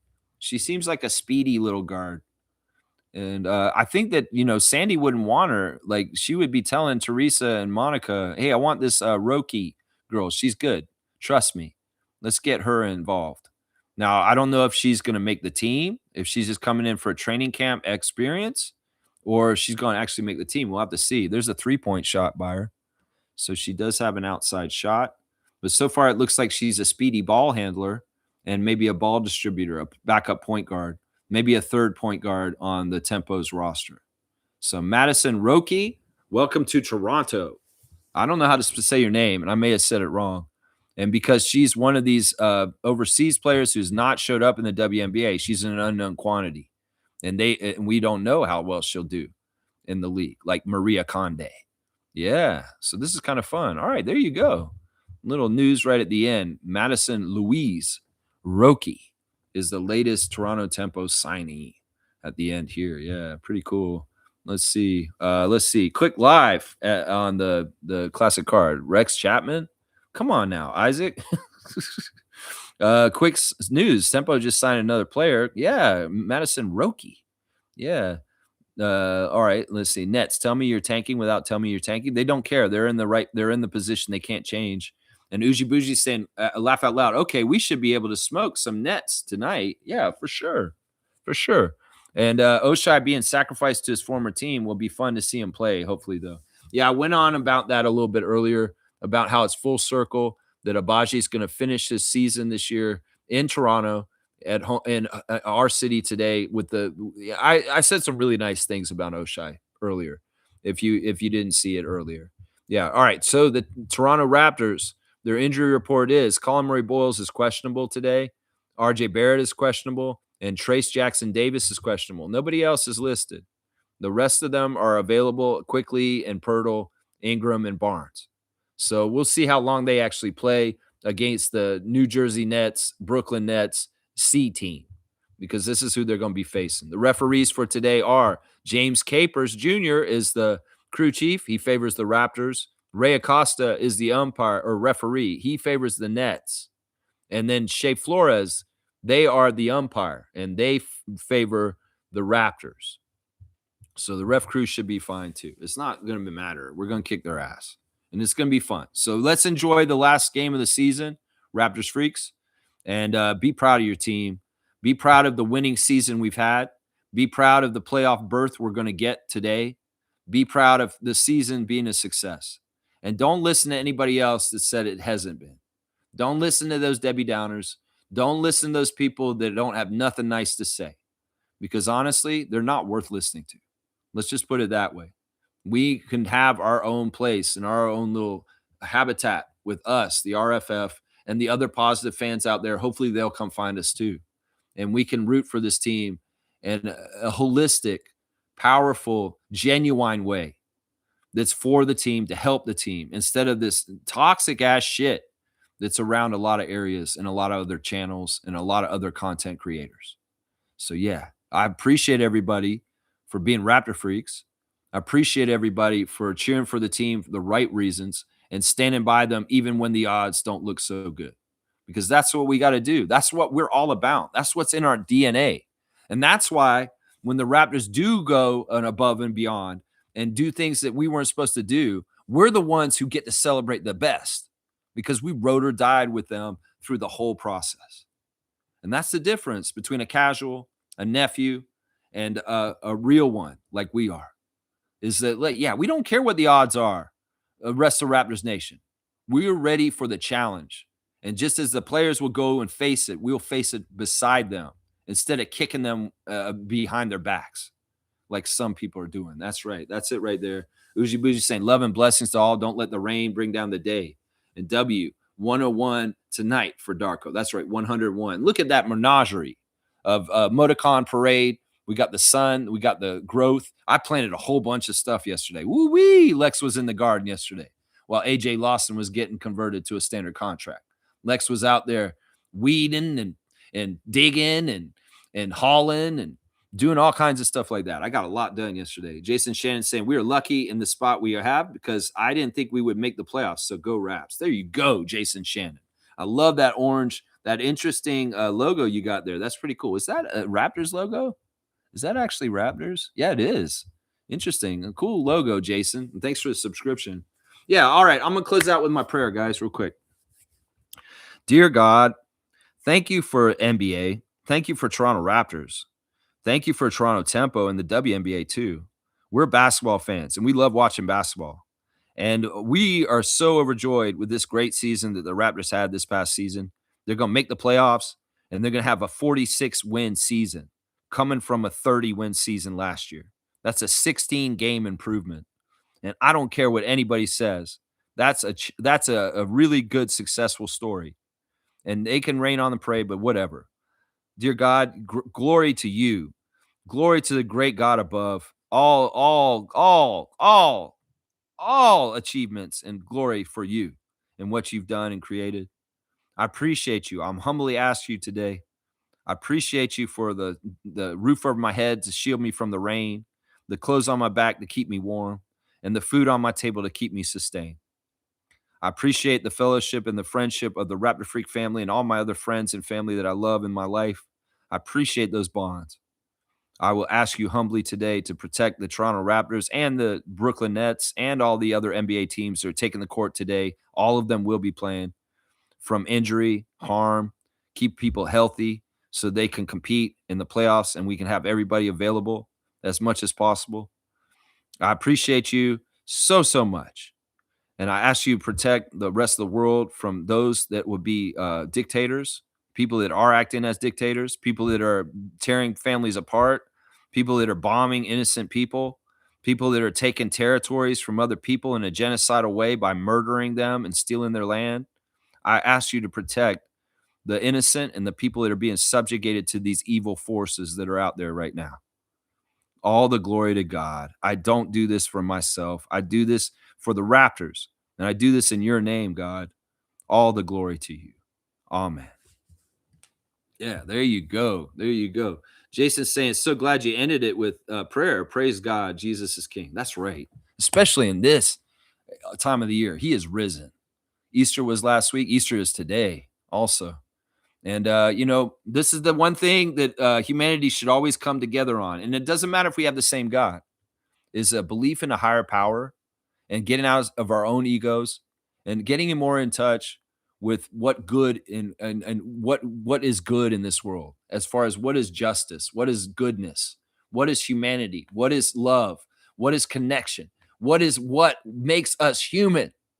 And really, really, really loving that and supporting that and protecting that in this world that we're going into in the new age with all this other stuff coming in that is not like us. Trust me, it's not like us. Jason, man, thanks for coming in hot right at the end, man. Yeah, thanks for getting in here. Yeah, got it off on Instagram. There you go. It's a cool logo. I like it, Jason. I like it, man.